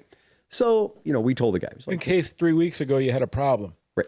Well, kind of got away with a couple, right? Yeah, that's it. They weren't going to be super, super generous, but they said, you know, you got away with 6 months, you got away with 6 months. We're not going to give you, 7 months of wear and tear plus 2 years on top of that. So if you find a way back in the time machine, you're totally covered for the past 7 months, right? But it does. It's a thing. We just have to understand that's there. And we've also had people come in for recall work on bikes, and they bring a bike in for recall work, and we find out that the dealership that they bought the thing from never registered the warranty. Well, guess what? You're not qualified for if the warranty hasn't been registered for the bike yet. The dealership doesn't know you own it. Therefore, recalls are not covered because this bike, as far as they know, is sitting in a crate in Oshkosh, right? So that's why it is easy to find out that you're like, wow, the deal was really good. It was a great deal. Oh, it was a fucking great deal, all right. Well, there's a reason it was such a great deal. There's a really good question in the chat. So in these other countries where they don't have this barbaric fucking system, are the profit margins higher for the dealers? Certainly. Absolutely. And many times it's because the dealer is actually working with the manufacturer. So the dealer is actually a representative of the manufacturer. So keep in mind, in Italy, for example, we'll use Piaggio as an example. It's just a really easy one to work with. So with Piaggio has the factory, the company called Piaggio, and they set up dealers. They're going to set up Pete to be a dealer. Pete has to have a showroom. He has to have X amount of inventory he has to buy. He's going to sign a contract that says he's going to be good. He's going to buy the signs he has to buy, the clothing and accessories and the parts he needs to buy. He's going to be the new Piaggio dealer. He's going to have Aprilia. He's going to have Moto Guzzi. He's going to have Vespa. He's going to have the whole shoot match. Great. They want to have him. He's in a neighborhood they want to sell bikes in. They sign a contract. He's signing a contract with Piaggio Group Europe, Piaggio Group Italy. Okay? That's great. He's one-to-one relationship with the manufacturer of the vehicle. In the United States, I'm not signing a contract with the manufacturer of the vehicle. I'm signing a contract with the distributor. And that is the difference. That difference means everything. And that's why the distributor, the middleman in the situation, he's getting his beak wet every time a box moves from Italy to his warehouse to my warehouse. That's why my margin is smaller, because that guy's got an office in fucking Manhattan, right? Making money every time I sell a luggage rack, making money every time I sell a bike. That middleman, that distributor in the middle, is the difference between the profit margin we're getting in the United States and the profit margin Pete's getting in Italy. Or if his shop is in Spain, or if his shop is wherever, he's still dealing in the European Union. He's dealing directly with the manufacturer. In other places, he'll be dealing with whoever their distributor is. And the United States has separate distributors for Ducati, separate distributors for Piaggio, BMW, et cetera, et cetera, et cetera. So American dealers, by and large, make a smaller margin. And that's why American dealers will also see these things like all these bullshit charges, this what they call F&I, which used to be financing insurance. Now it's all the garbage. Now it's the, extended mirror warranties and, gap insurance and I always feel like tire warranties. Not that I do a lot of buying of new vehicles, but the last couple of times when I've been in this situation, that's the room where I'm like, fuck. That's the room that we don't have. Yeah, I know. Yeah. Right. That's the room that my shop, when I said I'm opening a shop, we are not going to fucking do F&I. But I beat the system this last time when I bought the Chevy. Right. So when I was in there, because me and John, so it happened by accident. So I had to do the live thing. We set up a live thing. Me and John were going to talk about carburetors live. And so I walked in on the day that I was buying that truck, and I was like, look, dude, I'm like, I have a hard out at 4. Right. I don't care if like we're making the deal. I'm walking out at 4. Right. I don't care.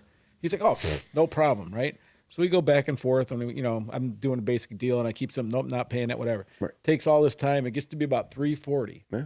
And I go, hey, bro, I'm like 4 o'clock, hard out. I'm like, I don't care if I don't get this truck. Yeah, I walked out on a $53,000 truck. Yeah. Like, right. And so we're talking. It gets to be 350. Yeah. He goes, okay, I got the deal approved. He goes, you just have to go sign the thing. Do you want it? No, let's just get you to, and he took me to the guy's office. He's like, okay. He goes, you're in a hurry, right? I go, you got 8 minutes. He goes, all right, no, sign this. Right. I signed the one thing, which was just my loan papers, everything else fucking out. Yeah. Otherwise you're signing 30 documents. Yeah. 25 documents. And then I realized how much bullshit is the bullshit, because I didn't have to do it all of a sudden. You don't do any of that. Yeah. We went to the state of Ohio to determine what was the least number of signatures we could get a person to sign to buy a vehicle.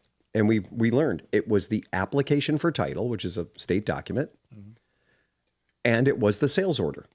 So we need you to sign the sales order, and we need you to sign the application for title. That's it. Everything else is bullshit. And the kooky thing is, we have one more if you get a temp tag. So you get a temp tag, we need one more signature. But aside from that, it's 2 fucking signatures to buy a motor vehicle. When I bought my Tundra, I signed my name 27 times. Right. I signed a paper that said I would not, an agreement for arbitration. Oh, yeah. I never signed that I one. signed a document that said I wouldn't sue them if their car killed me. Like, they wanted me to, and I was just taking things. I was just like, as soon as they handed me, I just tear it.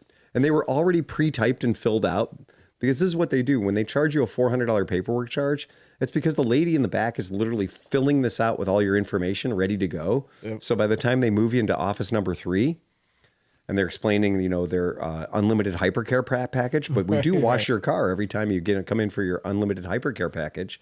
We're going to wash your car for you. And tire rotations are free too. And I just was tearing them. I was like, look, you filled out all of my personal information already on this piece of paper. Tear. Yeah, fuck it, dude. Well, that was funny. The dealership did call me and they're like, sir, it's been a while and you have not come in for your first service. And I was like, oh, I won't be coming in for any services. And they're like, what do you mean? She goes, well, how do we know that, for your warranty work? I'm like, oh, I have everything. I'm a fucking 54-year-old fucking white guy. I have everything fucking documented. Right. I'm like, changed oil, 500 miles. Right. What brand, this amount? Exactly. Right. I'm not bringing you to the dealership to change oil. Yeah, but then you did have to take it back because what was it, a firmware update? It was updating itself, but they neglected to tell me that.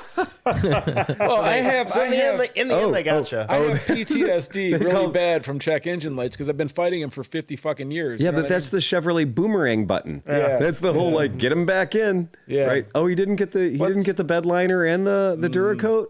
Oh wait, flip that It engine was light pretty on. crazy that it happened exactly at 500 miles. Of course it did. Oh yeah. For one, like the thing. By the time I got there, it was off, and he's like, "Yeah, nothing's there. It's just what." You know. Right. It's just what it is. You're right. Well, you're here. Can I sign you up for a service? No, you can't. It's gotten real now that a lot of the motorcycles that we're dealing with, a lot of the brand new motorcycles we're dealing with, will not operate correctly until you've hooked them up to the service program. Yeah. Now, keep in mind, we're talking about the dealerships being like, maybe not the most friendly relationship between the distributor and the dealer. So you guys probably have an OBD2 sensor somewhere on your car, and you can buy an OBD2 device for about $49, and it will tell you everything that's going on with your car, right? So they design these vehicles so that you can't change certain things, and they design sometimes in these vehicles that you can't put the vehicle into service until you've plugged it into the computer that has a $3,000 a year subscription for the software that you're about to use to activate their warranty. See how they fucked you on that one? If you can't activate their warranty, you can't put the vehicle into operation, which means you're going to be paying the $3,000 a year subscription for their service suite, their service package. Which is going to get really very interesting since we were talking about bikes going to National Power Exactly. auction. Well, where the dealer goes out of business and they sell the bikes on the cheap. Oh, it's already happened. Yep. We've already had dealers that buy the vehicles and say, I can't get this bike to work. Well, why can't you get the bike to work? I don't know. Well, what's your major problem? Oh, it won't work. It's nothing. I can turn the key. It's not going. It's not motivating. It's not going anywhere. Oh, well, where did you buy this fucking thing? Oh, I got it at National Power Sports Auction. I got it at my local dealer who got it at National Power Sports Auction. Oh, you're not an authorized Piaggio dealer. No. Oh, you didn't buy it from an authorized Piaggio dealer. No. Oh, that sucks. Well, can I come over and borrow your computer? Well, we paid $3,000 a year membership. We pay a $3,000 a year subscription to use this fucking service. And again, that's one thing if you carry one line, but if you carry 7 lines, you may have 7 different subscription services that you have to pay for. This makes me want to punch people. Oh, it does. I mean, seriously. Well, first you're going to have to find it on Tom's desk. Right. Oh, believe me. Like, even with the bikes, they're having features, like, they kind of did that joke, and I don't want to say the wrong person, but it was somebody from Revzilla, I think, and they did the whole thing about, like, his crash was because he ran out of traction control. He ran out of traction control. 600-mile traction control. Exactly. Traction control subscription. Right. Yeah. Well, believe me. Right. Oh, my airbag didn't deploy because I didn't update my subscription. Right. Right. Kromke, you had a bunch of features in your car that were subscription based, right? In your Subaru? Just the remote start. Just the remote start, right? Yeah, that was it. And they're like, they just give you a taste of it. So you're like, oh, I like that. Oh, dude, if they try to shut that shit off in my car, I'll kill somebody. I never liked it, and now I like it a lot. And so I'm serious. Like, if they think they're going to shut that shit off for some service, Yeah. I'm gonna be doing like that. What's a falling down movie? I'm gonna the subscription has run out on your insulin pump. Sure do hate it for you. Yeah, right? No shit.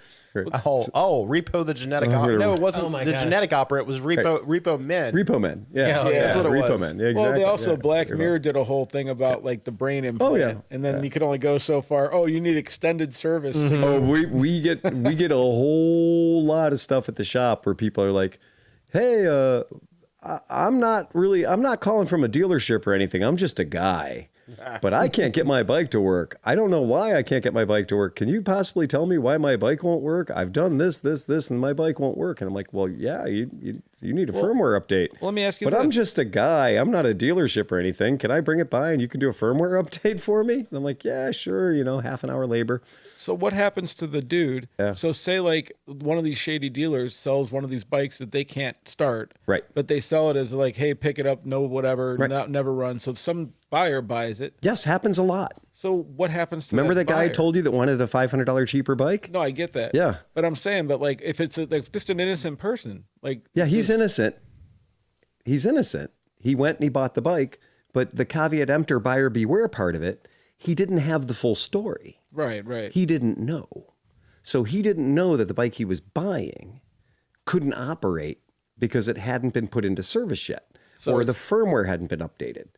Right? I got a guy who came into my shop with a CFMOTO 800, the X or whatever, yeah, NX or right. yeah. But he's owned it for 3 years, and he's never gotten a firmware. The thing doesn't run; it runs like shit, right? And it runs like crap because he's like, well, CFMOTO told me they were going to get an update for the U.S. gas and whatever, but it just hasn't materialized. And I'm like, you've owned a bike for 3 years running on the shitty, fucked up factory map, and he's like, yeah. I was like, you call your dealer and you get that shit sorted out.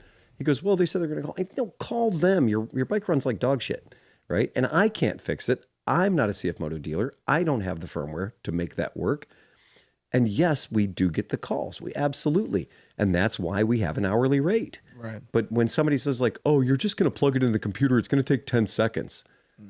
Come and work at my shop for 2 weeks. 10 seconds, my ass. That bike needs to get checked in. Oh, it's going to be 30 minutes with me on Piaggio trying to figure out which button to push. Or to put it more accurately, 90% of the time when we hook the bike up to a diagnostic system, then we have to update the firmware, which is going to take time, right? If it's a bike we haven't seen in a minute, if it's a program that we haven't seen in a minute, it's going to take time for that to upload. It's going to take that, and we're going to then now got to go through the bike. And in a lot of these firmware situations, guess what? We don't just wave the computer at the thing. It's not just, oh yeah, try doing it Bluetooth one time. Dude, you're going to lose half of that shit. I hate, right? It doesn't matter what you do. We're doing everything hardwired. I hate people that devalue other people. Yeah. I remember when I was working at my other job. Come on, Sleepy, just throw a tire on there. No, but listen, I was working at the other job when I was videoing this dude. And I'm videoing this guy. He's like, oh, so what do you do? Edit? You sit at the computer wiggling your mouse? Right. I'm like, yeah. And he's like, yeah, that's a real man's job. No. Mind you, this dude was a 590-pound dude as an operator. Sure. So his hand was like literally just, and he just kind of jiggle. Yeah. And I'm like, oh, okay, dude, like, what are you doing differently than I'm doing? Jiggle your own stick, friend. What was it? I saw something. It was on the internet. It was like this really big fat guy sitting there watching a gymnast, and she like stumbles and falls off the board. Oh, He's yeah. Like, oh, come on, right. Yeah. You could do better. Yeah. Well, we have that here where people are devaluing our labor every day when somebody says, oh, I'm going to buy this bike, but just toss a new rear tire on it for me. And I'm like, are you fucking kidding me? Toss a new rear tire? I will not allow that sort of language in here, right? You want to toss something off, you handle that on your own. Yeah. Oh, no. There's a place you can do that, but we charge money for our labor. Yeah. Well, I mean, even if you throw in the tire, you'd still say like, yeah, we can throw in the tire, but I have to pay. You have to have money. I love it when you throw spoons at guys and tell them to change their own tire. So, that's comedy. This lately, because we have more, there is more work to be done than we have hands able to do it at the moment.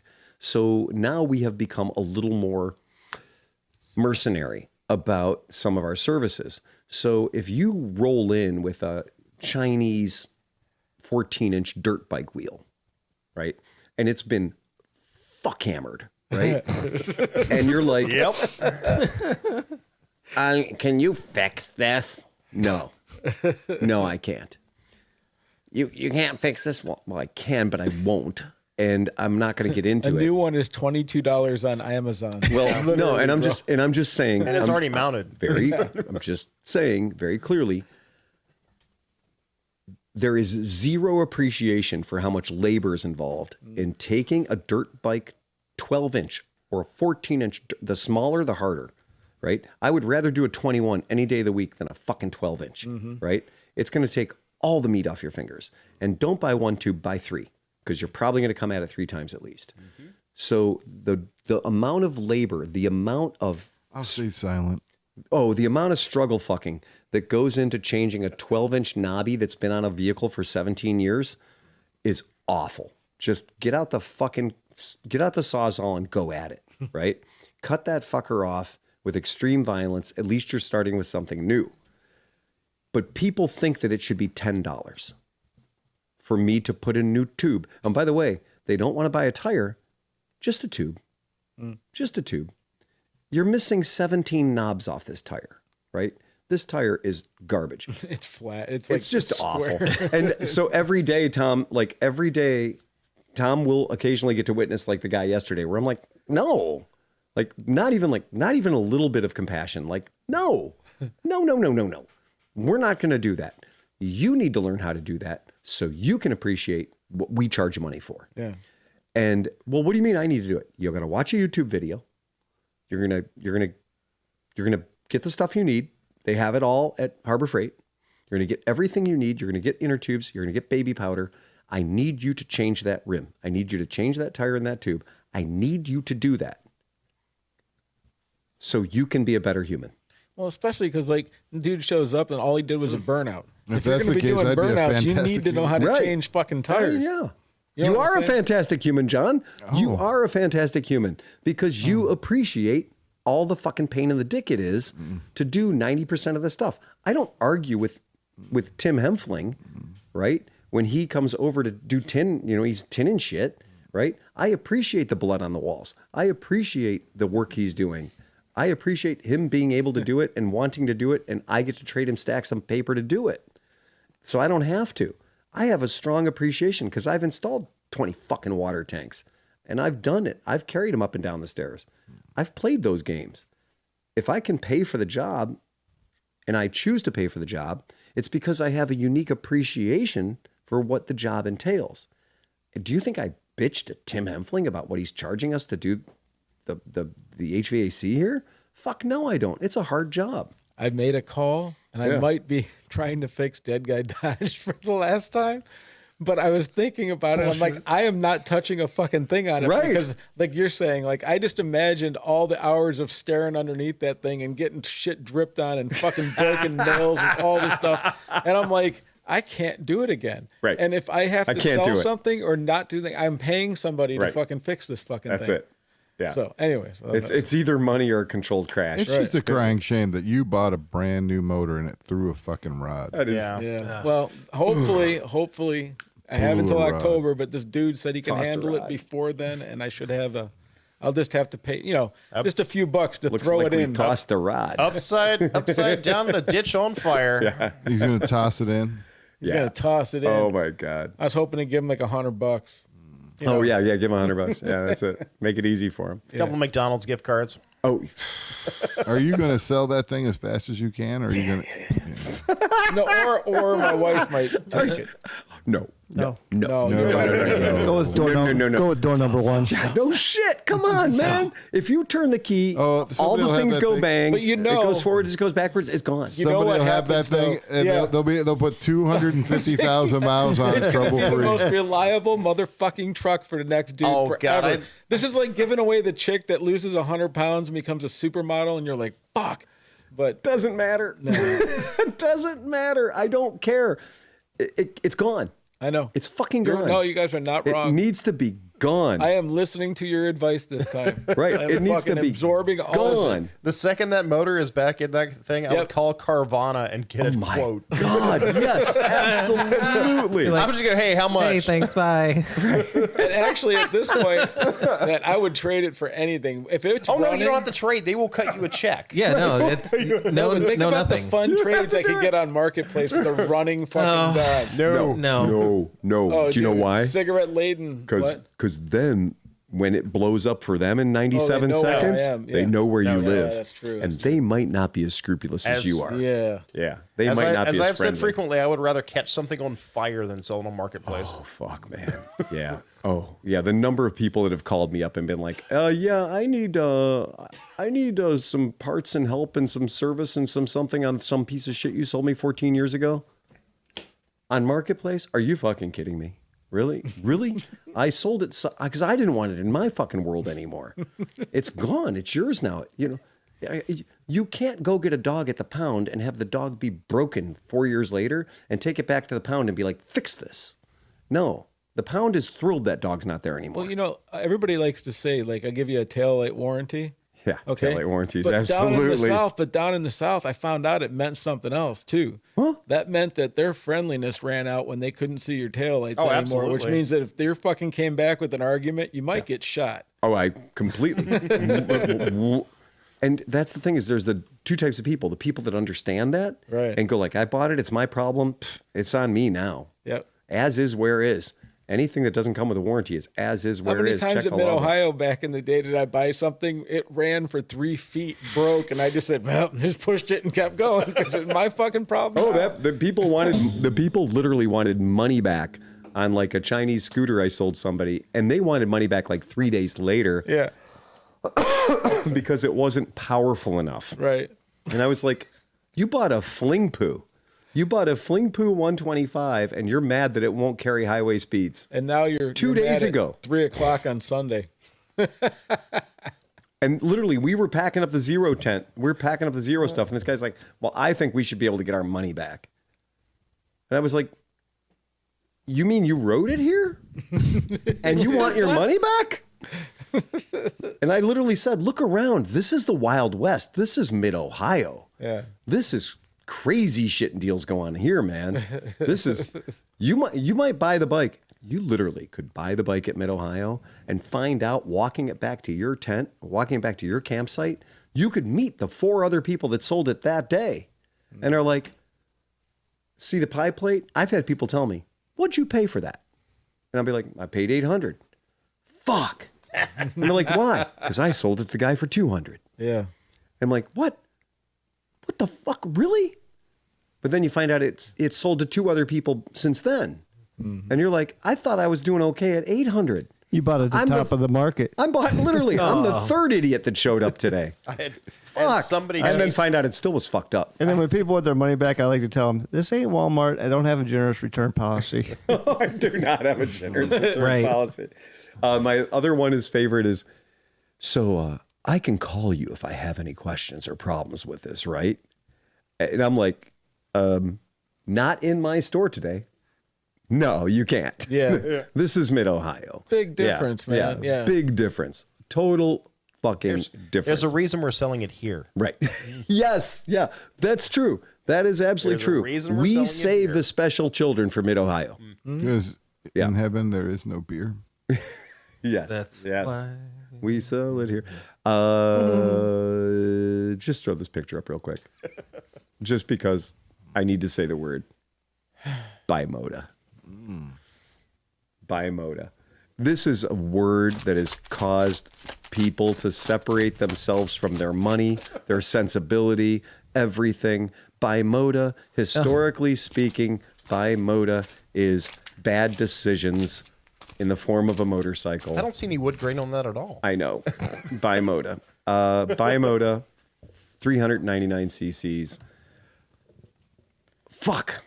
Yeah, but did you do more reading? Espresso, dude, Bimoto. It goes. It's really, really cool, and it's a lot more money. And it's the frame, engine, suspension, wheels, and bodywork of a ZX4RR. Exactly. So I'm like, well, what's the Bimoto in this mix? Yes. I think you get the exhaust and a finger in your butt. Yeah, that sounds like Bimoto. Bimoto energy. You get the spirit of Rimini. Yeah. Yeah, you get the spirit of Rimini. I mean, I think there's carbon fiber body. Spirit of rimming. Yeah, that's true. Yeah, I mean, the fact that Bimoto has gone down to a 400cc. Because the idea with Bimoto was always, they were always up there enough that you were just like, you were protected by like a whole layer of money you don't have from owning a Bimoto. Those kids, man, that low $20,000 for a fucking 400cc bike that you could buy for $10,000 with the Kawasaki badge. What? Throw it up. It doesn't make sense, man. 200 horsepower. Oh wait, what's this one? That's a real Bimoto. Yeah. Center hub steering. Yeah, let's get the center hub steering. Center hub steering.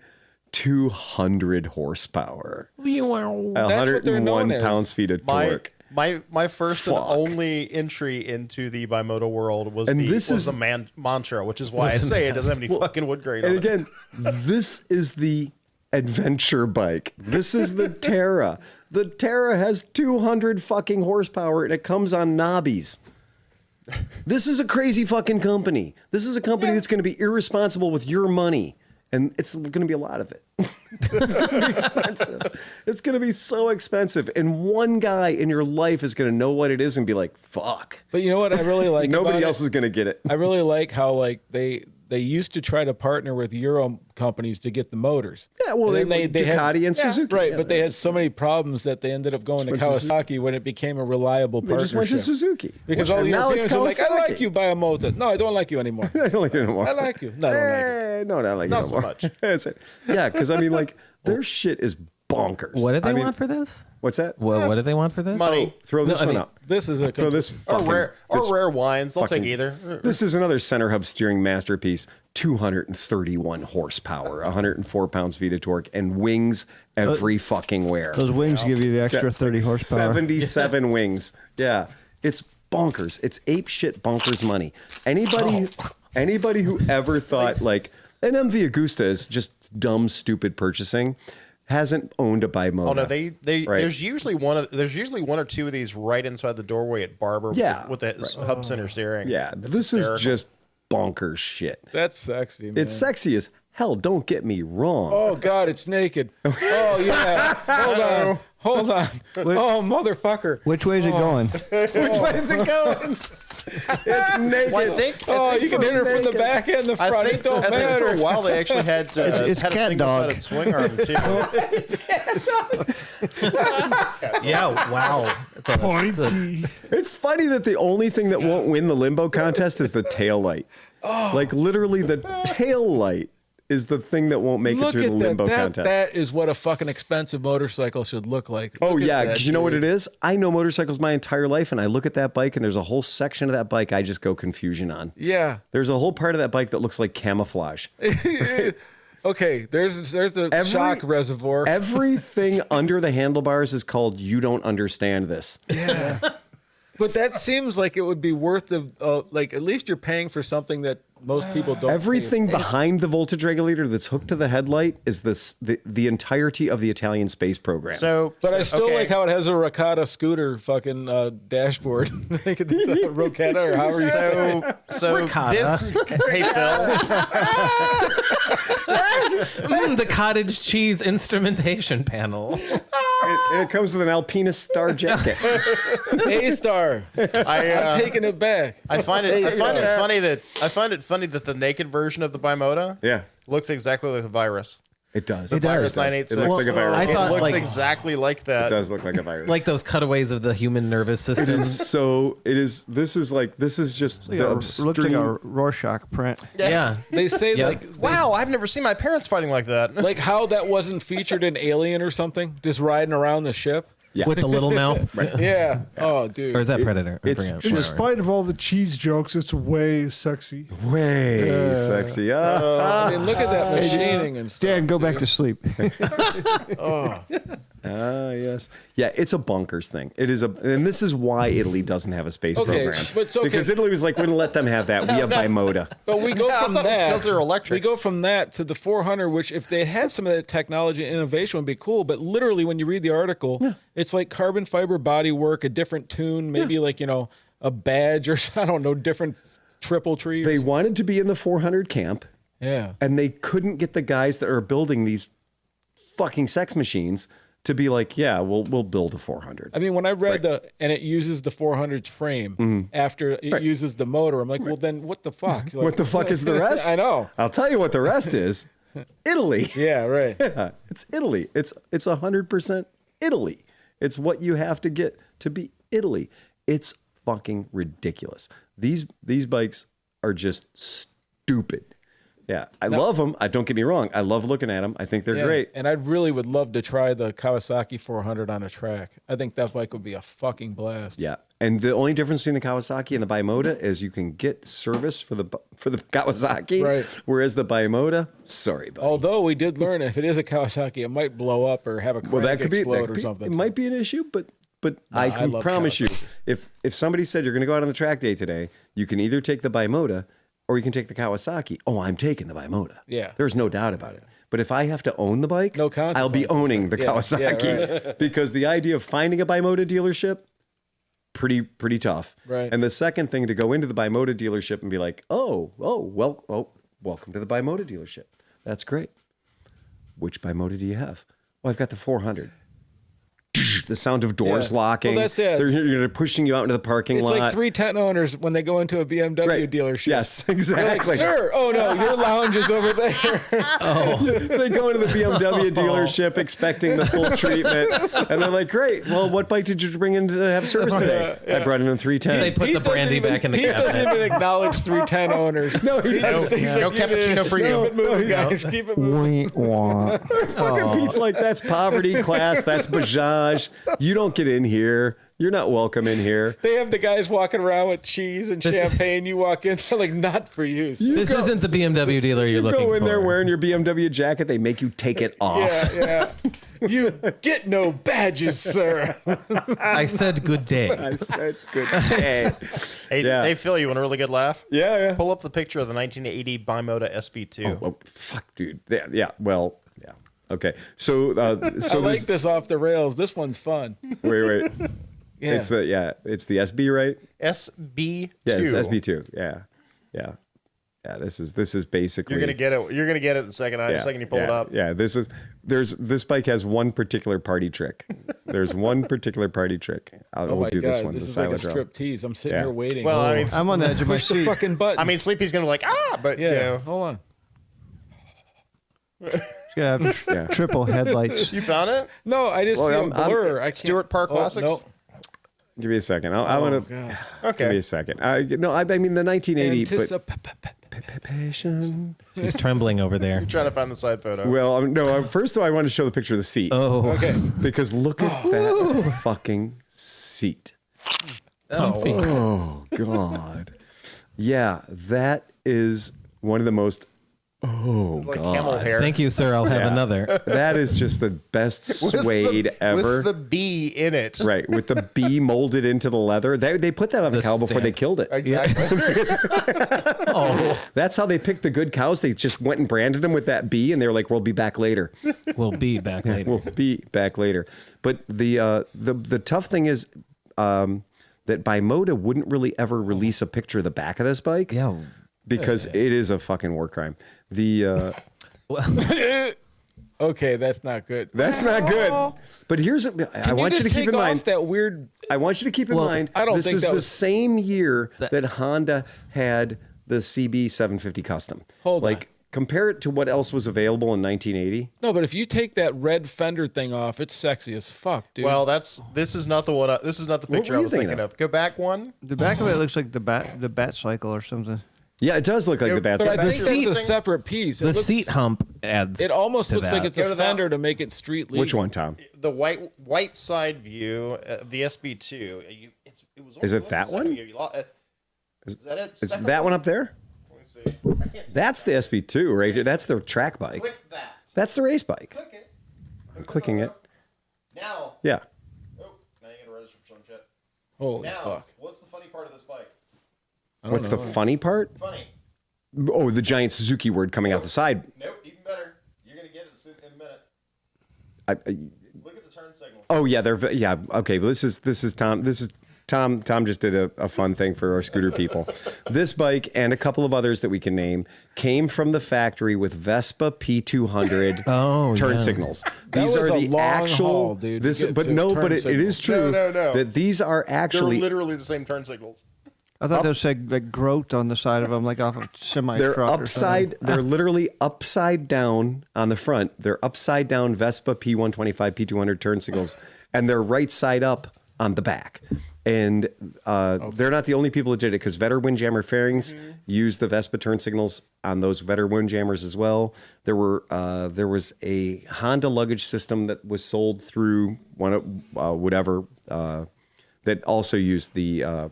But I was also going to point out the Vespa turn Sleepy signals, because it's totally up his wheelhouse. It's just a crazy bike, but again, it's a Suzuki. So it's a Suzuki with a Ducati frame. Alex with a just Ducati said, frame. Bimoto uses other people's engines, so serving isn't hard. If a Bimoto model starts with an S, it's a Suzuki. If it starts with a D, it's a Ducati. If it starts with a K, it's a Kawasaki. It's Kawasaki. It's exactly what it is. It's super simple. The letters tell you the story. And again, that is the most serviceable part of the vehicle, is the part that has the K, the S, or the D in front of it, because all the rest of the vehicle is Bimoto. Yeah. And that is a place we do not go. Yeah, that is a place where you're gonna be like, oh well, Narnia. we'll work on the middle of it. We're not going to work on the other. You know, there's some dude out there with 239,000 miles on some Bimoto. No, there is not. Beard down. Very to his rarely ankle. very rarely would I make a declarative statement like that.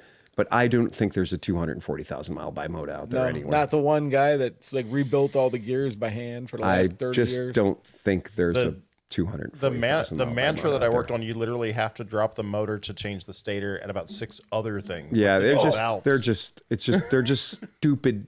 Yeah. Crazy, complicated because they want to be. Speaking of old men bonkers with vehicles. beards, Yeah. I found it's really cool. I posted it on the chat. So that guy that was next to Kevin and me when we were at the track racing at Nelson Ledges, the guy who was in Isle of Man, the only American that won.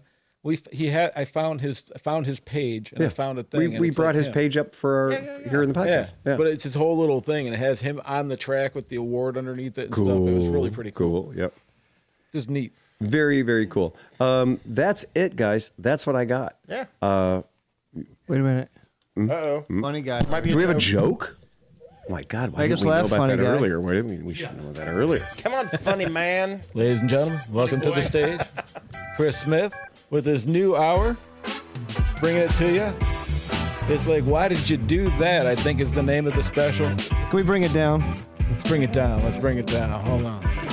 The Pope had become very ill and was taken to many doctors who were all quite skilled in the latest medical techniques.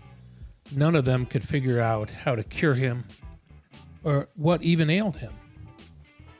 Finally, a wise old physician was brought in.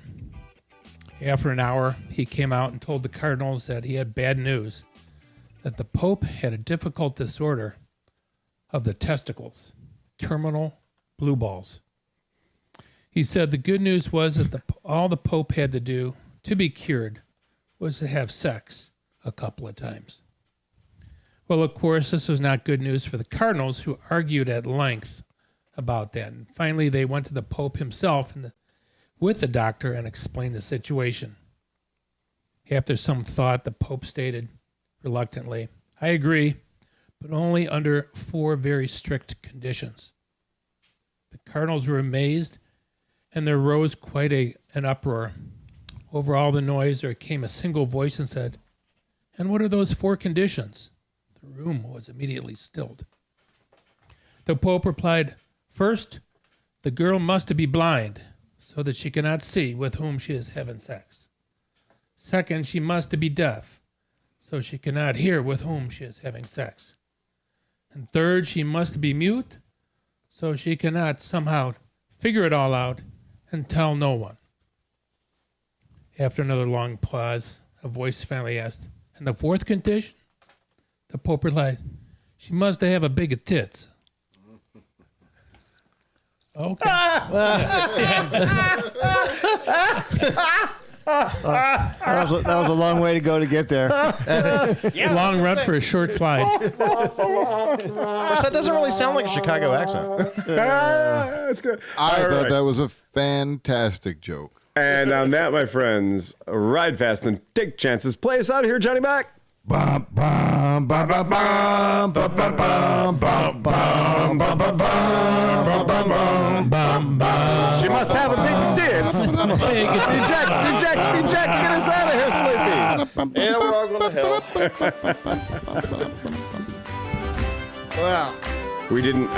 We didn't talk about that.